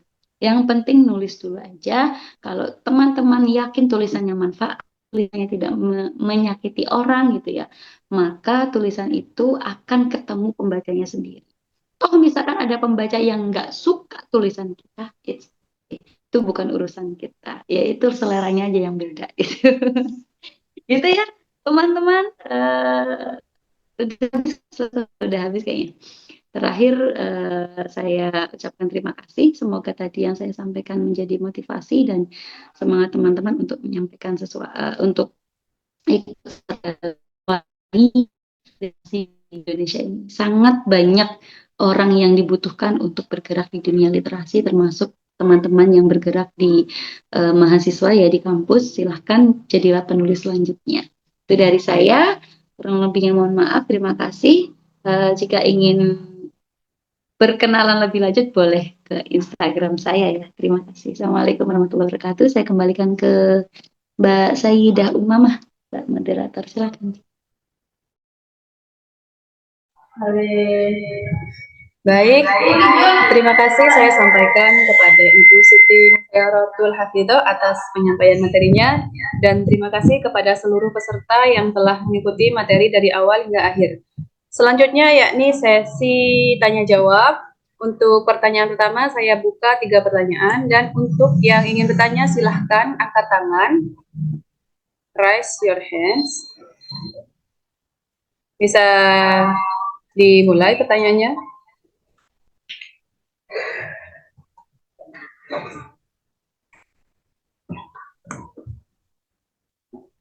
Silakan yang ingin bertanya.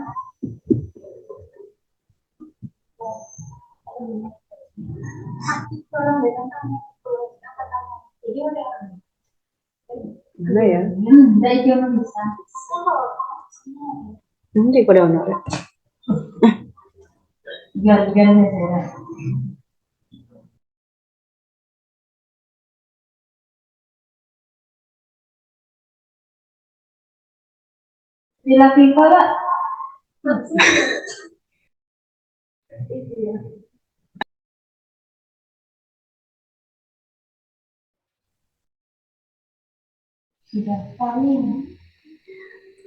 Mbak Siti Lafifa, Ya, silakan memperkenalkan diri dan menyampaikan pertanyaannya.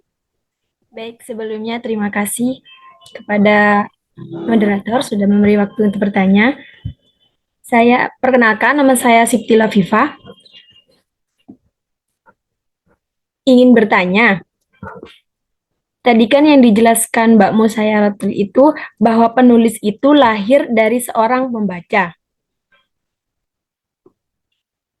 Nah, bagaimana cara kita agar bisa memulai kita itu suka membaca sehingga kita itu tidak terjebak dalam kesenjangan literasi. Kesenjangan literasi. Terima Iya. kasih.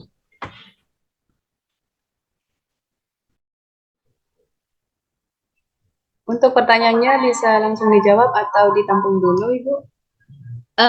Tampung dulu 3 orang ya, Mbak. Oh, baik. Pertanyaan selanjutnya, silakan angkat tangan.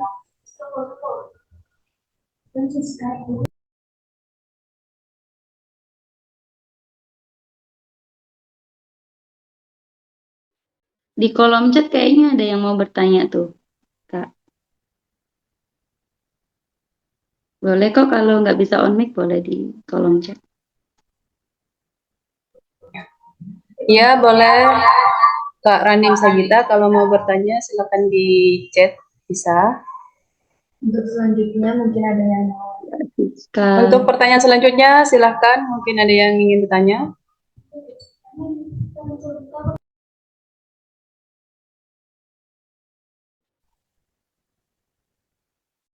Siska Lulita Sari, monggo Mbak.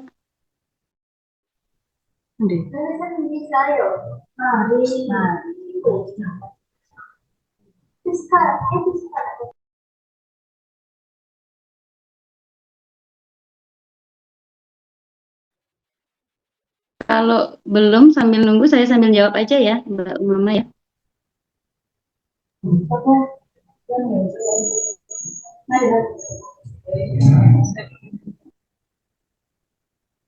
Baik, bisa didengar suaranya?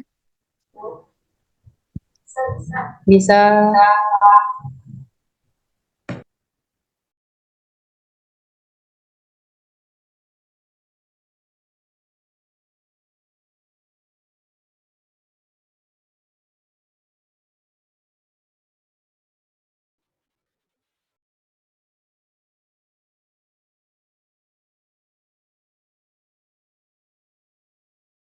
Maaf saya nggak mendengar suaranya Mbak.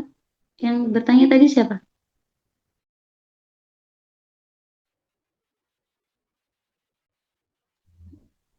Bisa Kak didengar Siska. ya? Ini Bisa. terkendala di koneksi.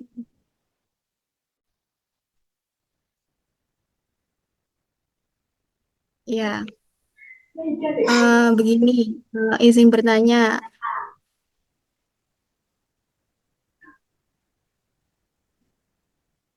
Kalau dilihat dari analisis saya mengenai perkembangan teknologi, apalagi sebagai di kalangan remaja, eh, khususnya di Lumajang, bahwasanya pemuda-pemuda di Lumajang itu sangat minim banget mengenai peningkatan literasinya. Apalagi kalau disuruh membaca itu sangat kurang di situ gitu loh. Apalagi ya termasuk saya pribadi gitu. Kita lebih apa ya, lebih eh tidak bisa memanfaatkan akan adanya digital yang berkembang saat ini gitu. Bahwasanya kalau mengembangkan tradisi membaca dan menulis itu bukan hanya soal meningkatkan kemampuan di akademik gitu, tapi menulis ini merupakan bentuk nyata dari jihad intelektual dan membela khususnya di hak-hak manusia. Apalagi saya sebagai apa ya pemuda penggerak gitu loh, sangat sangat apa ya sangat mengkhawatirkan mengenai kekerasan-kekerasan perempuan seksual yang ada di Lumajang gitu. Kalau dilihat bahwasannya membaca ini adalah awal untuk memahami bahwa kekerasan seksual itu bukan soal individu, melainkan hasil dari struktur sosial, budaya, dan edukasi gender di masyarakat itu. Nah, pertanyaannya saya di sini bagaimana eh, kita itu bisa menjunjung tinggi dari nilai keislaman, keilmuan, dan kemanusiaan kita terhadap apa yang terjadi di Lumajang saat ini. Di Lumajang saat ini sangat apa ya, sangat banyak berbagai bentuk kekerasan-kekerasan seksual khususnya di perempuan itu sangat disayangkan sekali bahwasanya dari pihak-pihak hukum itu sangat mencuekkan akan hal itu gitu loh. Dan saya sebagai kader penggerak juga tidak apa ya, tidak bisa memungkiri hal itu. Soalnya kalau kita berusaha menulis, berusaha kita menuliskan edukasi-edukasi yang dihasilkan dari penelitian kita, kalau nggak di apa ya, kalau nggak di up di eh, di up terus diperhatikan pemerintah itu kayak hal sia-sia gitu loh. Jadi bagaimana dalam mengembangkan tradisi membaca dan menulis ini tidak hanya berakar dari riset dan budaya lokal, melainkan kekerasan sosial juga. Nah, untuk poinnya, pertanyaannya, bagaimana sih kita sebagai pemuda di Lumajang atau masyarakat mengenai materi yang telah disampaikan tadi, menulis dan membaca? Bahwasanya itu dasar kunci utama kita untuk kita menjadi penulis yang luar biasa gitu. Jadi upayanya untuk remaja di Lumajang bagaimana motivasi untuk meningkatkan adanya problem-problem isu sosial untuk apa ya, untuk kesadaran para pemuda-pemuda di masyarakat. Mungkin itu aja, cuma motivasi untuk meningkatkan pengembangan teman-teman pemuda di Lumajang, khususnya di isu-isu sosial gitu. Terima kasih.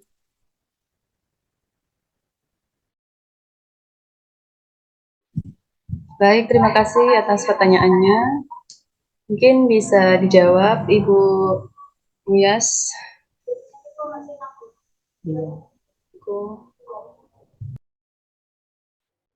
Oke, baik, terima kasih. Tadi yang pertama dari siapa ya Kak tadi ya? Maaf, saya nggak kelihatan orangnya.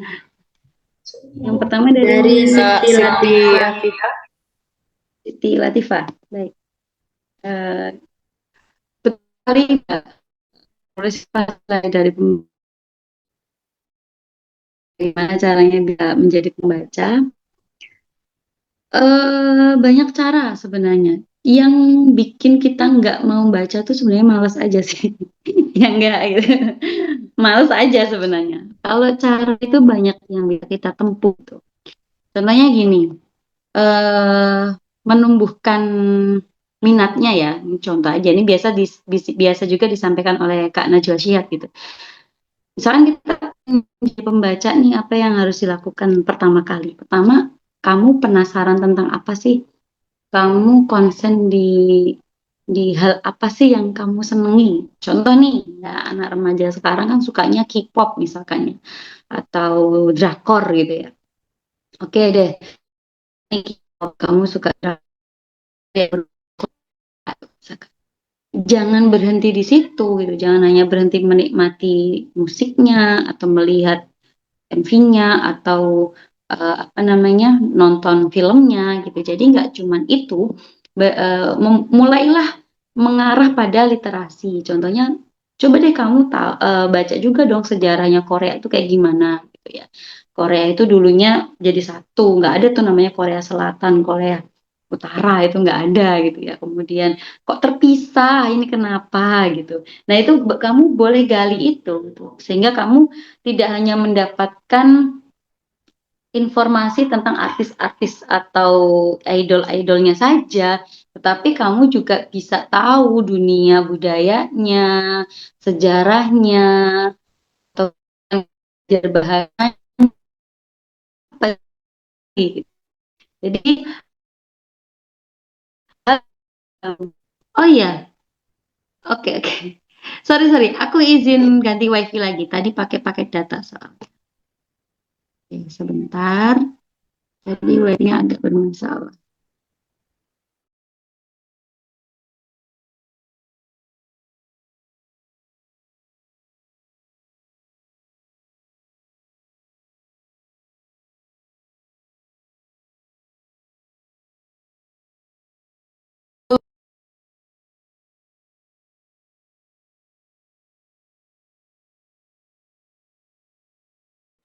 Oke, apakah suaranya terdengar? Sudah, Mbak Muis, sudah. Sorry ya, nggak tahu ini jaringannya kenapa.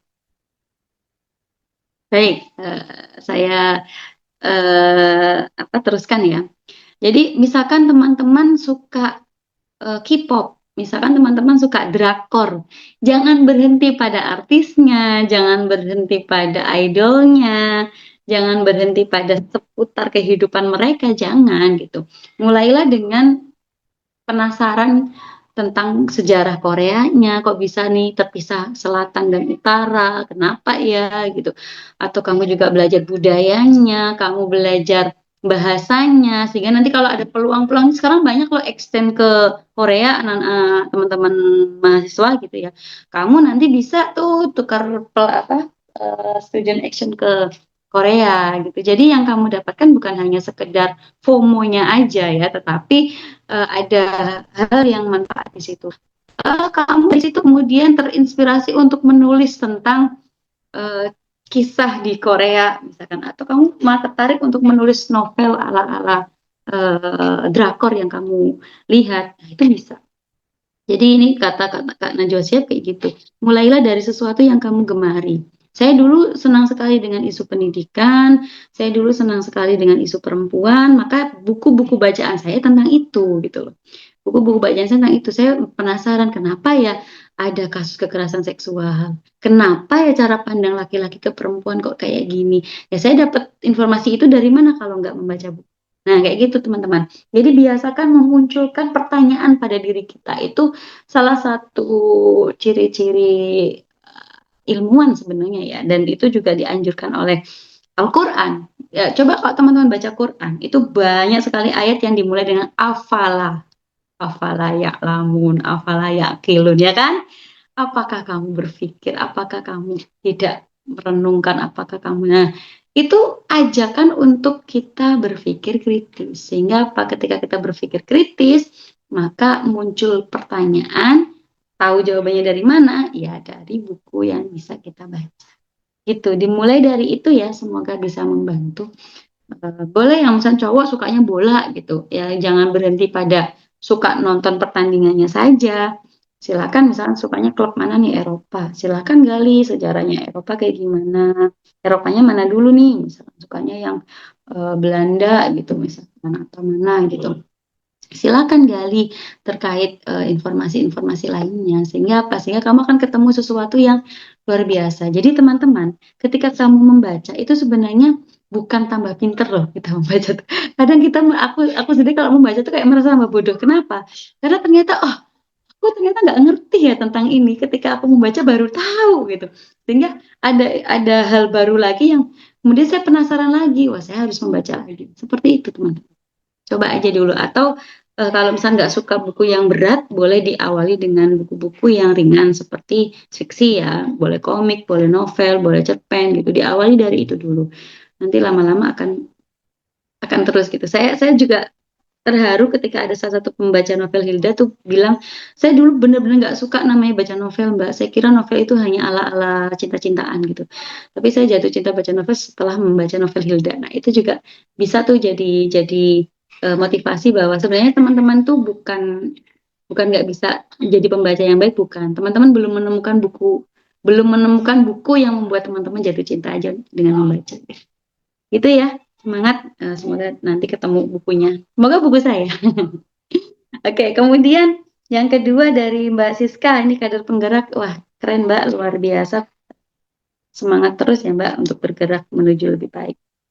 Minimnya literasi itu bukan hanya terjadi di Lumajang saja Mbak Siska. Di mana-mana. Termasuk di Jogja sendiri yang kita melihat bahwa Jogja itu adalah kota pelajar gitu ya. Tetapi apakah kemudian semua masyarakatnya terpelajar dan teredukasi terkait tadi isu yang disinggung adalah kekerasan? Enggak juga Mbak. Di Jogja juga banyak kasus kekerasan. Kekerasan bullying banyak, kekerasan seksual juga banyak, bahkan lokasinya di lembaga pendidikan banyak, di pesantren juga ada. Jadi kalau saya boleh menyebut ya, masalah ini adalah masalah nasional. Jadi Indonesia tuh darurat kekerasan, baik itu kekerasan seksual maupun bullying.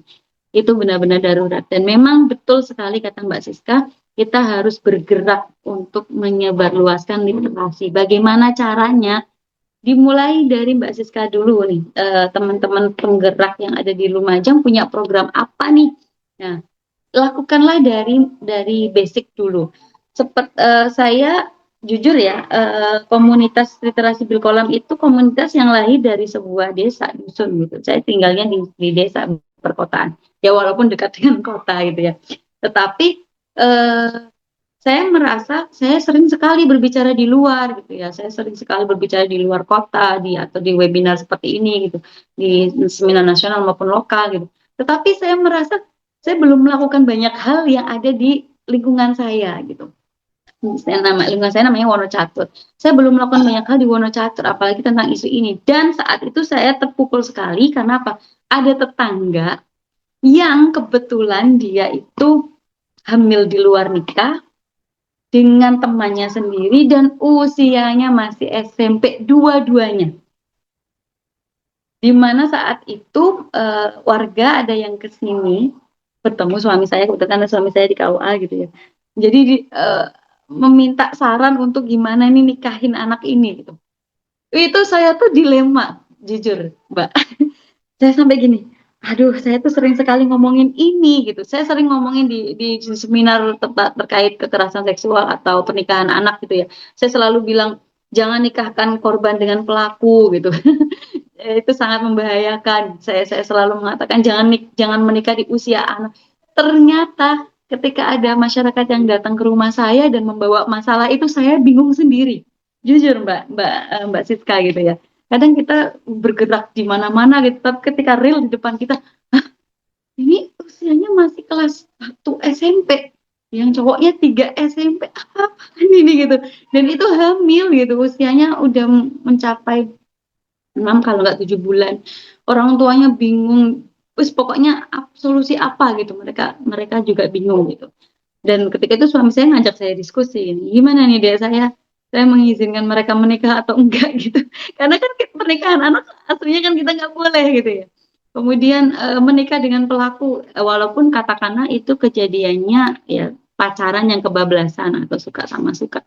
Tetapi kan ada indikasi korban juga. Kenapa? Karena yang kelas 1 ini kan benar-benar usianya masih berapa ya Mbak? 14 tahun atau berapa gitu, yang kelas 9 ini udah mulai 17-an tahun gitu. Jadi kayak ada, ya mungkin nggak tahu, ini kan kekerasan dalam pacaran juga banyak ya. Mungkin ada relasi kuasa di situ, mungkin ada rayuan di situ atau manipulasi di situ gitu, sehingga mau melakukan hubungan seksual dan akhirnya berdampak pada kehamilan. Dan itu saya dibenturkan oleh tembok luar biasa. 1, kalau nggak dinikahkan kasihan ini anaknya kayak gimana. 2, orang tuanya minta tanggung jawab. 3, secara agama gitu ya, kalau misalnya anak lahir ketika dia tidak ada bapaknya ini nanti kayak gimana, kayak gitu. Saya dibenturkan dengan fenomena sosial yang real. Jadi kalau kemarin saya bicara teori gitu ya, ketika itu saya melihat realnya sendiri. Apa yang saya lakukan gitu. Saya kemudian ya udah, keputusan keluarga yang paling penting itu apa? Ketika memang mereka memutuskan untuk mereka menikah, saya punya pesan bahwa keluarga ini jangan meninggalkan korban. Korban nggak boleh ditinggalkan. Alias mereka masih anak-anak, usia pernikahan juga masih anak-anak, otomatis gitu ya, mereka harus terus didampingi walaupun sudah menikah. Mereka masih seperti anak-anak. Nanti ketika dia punya anak, anaknya, orang tuanya atau kakek neneknya harus ikut serta menjadi pengasuh dari cucunya tersebut gitu. Jadi saya ingin terlibat, orang semua itu terlibat. Akhirnya alhamdulillah ketika menikahkan gitu, suami saya ke rumahnya tersebut menyampaikan hal itu gitu, menyampaikan bahwa ini harus didampingi, ini korban, dua-duanya korban nggak ngerti karena nggak kena literasi tadi gitu Mbak. Nah setelah itu saya bergerak bersama teman-teman gerakan literasi Bilkolam di 2021 untuk melakukan edukasi terkait stop kekerasan seksual di kalangan remaja. Jadi saya ngumpulin anak-anak remaja masjid. Waktu itu ngumpulin sendiri, bekerja sama dengan KUA. Berhasil, sukses acaranya. Ternyata program saya dilirik sama Rahima Jakarta. Dan beliau kemudian lembaga ini memberikan saya bantuan dana untuk mengadakan hal serupa yang lebih luas lagi. Akhirnya kita bikin lagi tuh Mbak, bikin lagi tentang ngaji SKS namanya, Stop Kekerasan Seksual. Dan alhamdulillah positif sekali respon dari KUA, respon dari pemerintah setempat gitu, karena ini gerakan yang memang diharapkan dilakukan bareng-bareng gitu. Sampai akhirnya Rahima juga memberikan kami bantuan untuk membuat modul pencegahan kekerasan seksual. Jadi modul ini Mbak kita buat, bukan saya yang menulis. Saya hanya mendampingi. Penulisnya adalah anak-anak yang seusia kalian, anak-anak remaja usia matang lah, usia kuliah gitu. Mereka menulis modul panduan pencegahan kekerasan, ngaji SKS gitu. Kemudian bergerak lagi, kita juga nulis ini juga kita gerakkan lagi sampai akhirnya kita mendapatkan kerjasama, alhamdulillah dengan Kelurahan Banguntapan untuk melakukan pendidikan pencegahan kekerasan seksual kepada remaja di seluruh padukuhan di Banguntapan. Ada 11 padukuhan di Banguntapan, dan kita dapat dananya dari kelurahan, dari dana desa.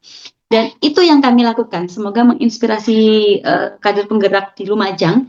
Jadi apa sih yang bisa kita lakukan? Apa saja bisa kita lakukan, Mbak? Dari mulai kecil, ngumpulin 1-2 orang sampai bisa ngumpulin ratusan orang, dari kerjasama yang mungkin hanya lintas remaja masjid sampai ke kelurahan, sampai ke pemerintahan.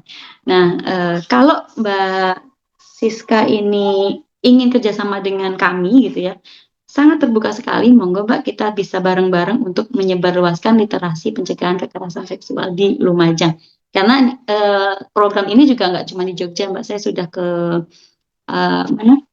Ke Pati sama ke Grobogan untuk menyuarakan isu ini.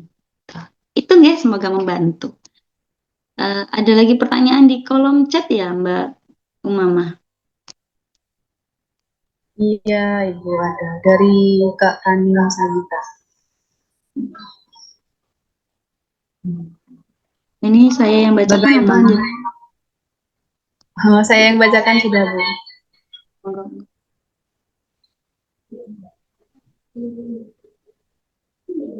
Bagaimana cara menjaga konsistensi dalam menulis di tengah kondisi mood swing seperti itu? Oke, mood swing. Ya, ini di mana-mana ya. Kita ngerjain tugas saja kadang mood swing gitu. Gimana sih gitu? Masing-masing penulis punya pengalaman yang berbeda-beda. Saya pernah bertanya ini waktu usia saya masih SMA, ketika ada bedah buku yang dihadiri oleh penulis gitu ya. Kemudian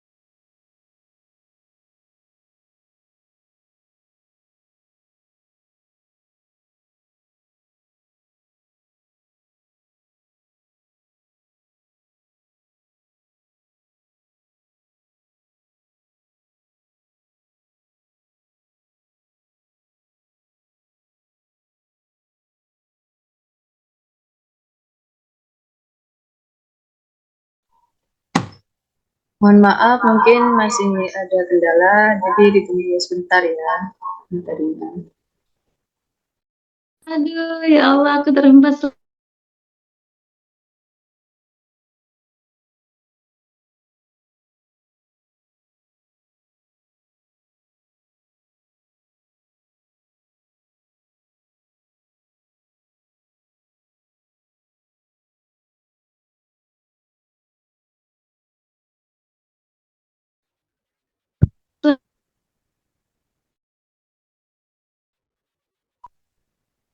Halo? Sudah terdengar, Pak Wis. Oke, terdengar ya? Terdengar, Pak. Sorry. Entah ini kenapa ini, nggak biasanya kayak gini. Baik, saya lanjutin ya. Mood swing itu beda-beda, penulis punya pengalaman yang berbeda-beda. Misalkan dulu saya waktu itu juga saya sempat bertanya seperti ini kepada narasumber ketika saya masih sekolah, bagaimana apa yang harus saya lakukan gitu. Waktu itu narasumber menyampaikan, pokoknya nulis aja gitu. Nanti kalau kalau ditinggalin nanti malah lupa gitu tulisannya. Tapi itu nggak efektif buat saya itu. Jadi saya cari-cari sendiri gitu solusinya biar mengatasi mood swing ini kayak gimana. Kalau saya sendiri di jeda Mbak. Jadi jeda dulu, ngapain dulu, beraktivitas biasa dulu, main sama anak, main sama temen gitu ya. Nanti ketika ketika sudah agak mendingan moodnya gitu, nanti nulis lagi gitu. Pernah mengalami itu pernah, pasti pernah ketika apalagi ketika lagi nulis tiba-tiba ada masalah yang lain gitu, itu pasti akan terjadi. Tetapi yang perlu diperhatikan adalah jangan berhenti, kembali lagi lah kepada tulisanmu itu sehingga tulisanmu selesai gitu. Kenapa? Karena kalau kata Ning Hilmanis ya, tulisan yang baik itu tulisan yang selesai gitu. Jadi usahakan tulisan kita itu bisa selesai. Dan tulisan boleh juga diselingi dengan misalkan sekarang saya lagi suka nulis dongeng. Nggak tahu ini, semoga bisa melahirkan buku tentang dongeng anak juga ya. Saya lagi tiba-tiba lagi suka dengan nulis dongeng gitu karena dulu saya pengen nulis itu kan waktu itu karena saya membaca buku-buku cerita anak dan dongeng gitu. Jadi kayak alangkah baiknya sih kalau aku juga nulis itu gitu. Nah, saya juga pengen nulis itu. Nah kemarin itu sempat mood swing, mood swing iya, berhenti ide tiba-tiba gitu. Aduh apa ini ya, nggak ada, bener-bener blank gitu mau nulis apa gitu. Tapi kemudian saya mencoba, malah saya berselancar ke internet terkait hewan-hewan gitu, karena negeri dongeng itu kan atau buku cerita, buku dongeng anak itu biasanya tidak lepas dari hewan gitu kan. Terus saya berselancar gitu di internet mencari hewan-hewan yang unik-unik, ketemulah saya suka sekali dengan paus ya. Jadi saya waktu itu nyarinya ya paus-paus itu. Paus yang ternyata ada paus narwhal, ada beluga, ada paus macam-macam gitu yang kemudian punya karakteristik lucu-lucu, bagus-bagus. Ya, ternyata dari situ muncul ide lagi dan akhirnya bisa melanjutkan tulisan lagi. Nah, jadi mengatasi mood swing antar penulis bisa berbeda-beda caranya. Yang penting teman-teman tidak berhenti. Gitu. Gitu. Semoga membantu. Terima kasih. Saya kembalikan ke moderator.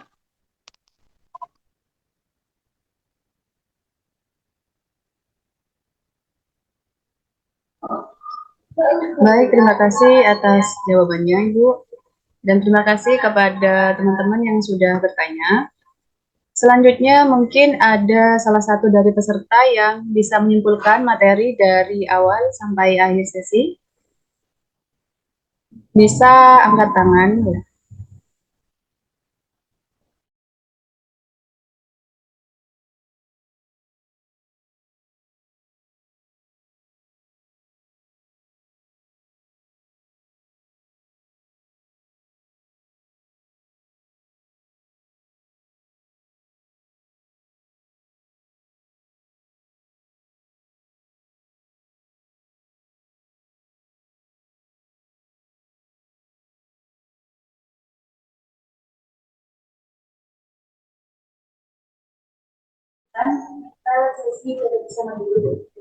Baik, sambil menunggu peserta yang ingin menyimpulkan, kita lanjut ke sesi dokumentasi terlebih dahulu.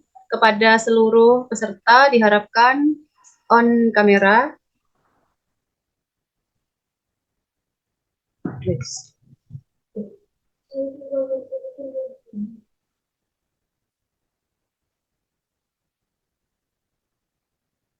Bentar.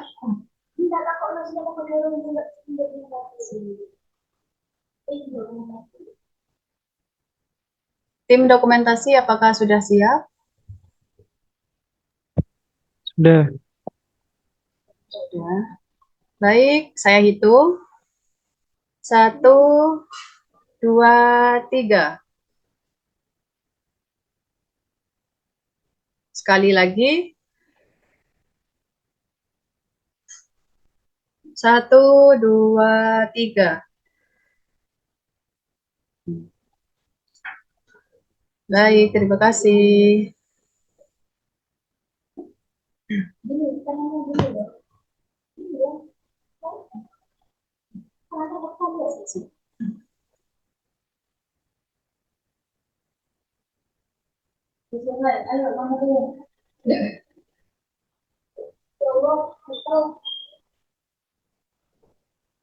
Terima kasih saya sampaikan kepada Ibu Siti Nusairotul Hafidho atas penyampaian materinya.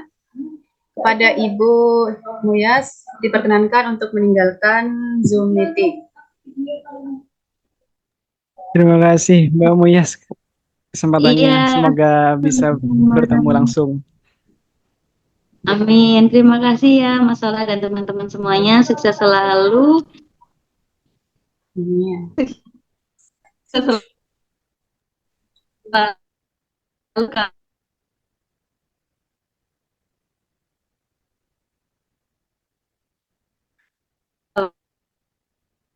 Kalau ke Jogja monggo bisa.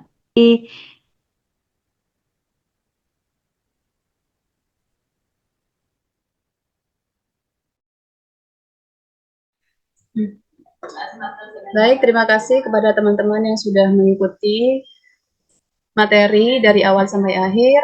Saya, Saidah Umama, selaku moderator, mengucapkan terima kasih dan mohon maaf apabila terdapat banyak kekurangan. Wallahul muwaffiq ila aqwamit thoriq. Wassalamualaikum warahmatullahi wabarakatuh. Waalaikumsalam warahmatullahi wabarakatuh. Waalaikumsalam.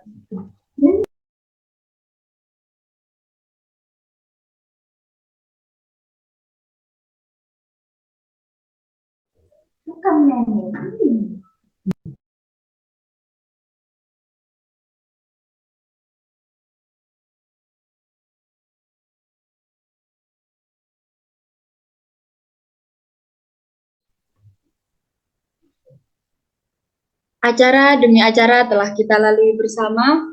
Kini tibalah kita di penghujung acara.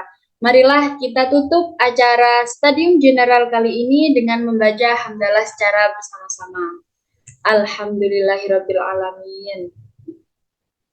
Setelah nanti di akhir, setelah acara ini ditutup, dimohon untuk peserta tidak meninggalkan ruang Zoom karena masih ada sedikit arahan dari panitia. Semoga acara ini memberikan manfaat, motivasi, dan keberkahan bagi kita semua. Saya Novi Dwi Kurnia sebagai pembawa acara mohon maaf apabila terdapat kekurangan atau kesalahan dalam membawakan acara pada hari ini. Akhirul kalam, wallahul muwaffiq ila aqwamit thoriq. Wassalamualaikum warahmatullahi wabarakatuh. Waalaikumsalam. Untuk selanjutnya kami persilahkan kepada panitia. Oke, minta waktunya sebentar. Yang pertama untuk bukti mengikuti acara, kalian bisa copy link yang ada di obrolan itu ya. Yang di obrolan bisa diisi, di sana itu nantinya kalian mengisi bukti SS ya ketika penyampaian materi. Kemudian saya mewakili panitia berterima kasih kepada para peserta yang sudah daftar dan juga yang sudah menyempatkan waktunya mengikuti acara ini dari awal sampai akhir. Dan apabila ada kendala ataupun hal-hal teknis yang memang ini adalah dirancang oleh manusia ya, dan ini bukan dirancang oleh malaikat, jadi saya mewakili panitia mohon maaf yang sebesar-besarnya. Untuk pengumuman siapa yang berhak mendapatkan door prize-nya itu nanti akan diumumkan di IG BEM. Kalau yang belum follow bisa di follow IG BEM STKIP PGRI Lumajang. Nanti kami up di story BEM STKIP PGRI Lumajang. Mungkin cukup sekian. Terima kasih. Tetap semangat. Ayo kita sama-sama berdampak kepada kampus. Bukan hanya berdampak secara terang-terangan, kita mengikuti acara seperti ini adalah salah satu upaya kita untuk berdampak kepada kampus nantinya, dan nantinya apabila ada program-program lain dari BEM PGRI Lumajang tidak akan sukses tanpa ada kalian semua. Terima kasih. Wassalamualaikum warahmatullahi wabarakatuh.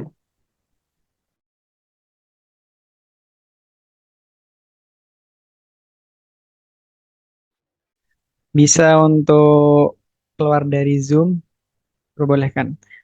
Untuk link bisa kalian salin ya, silakan.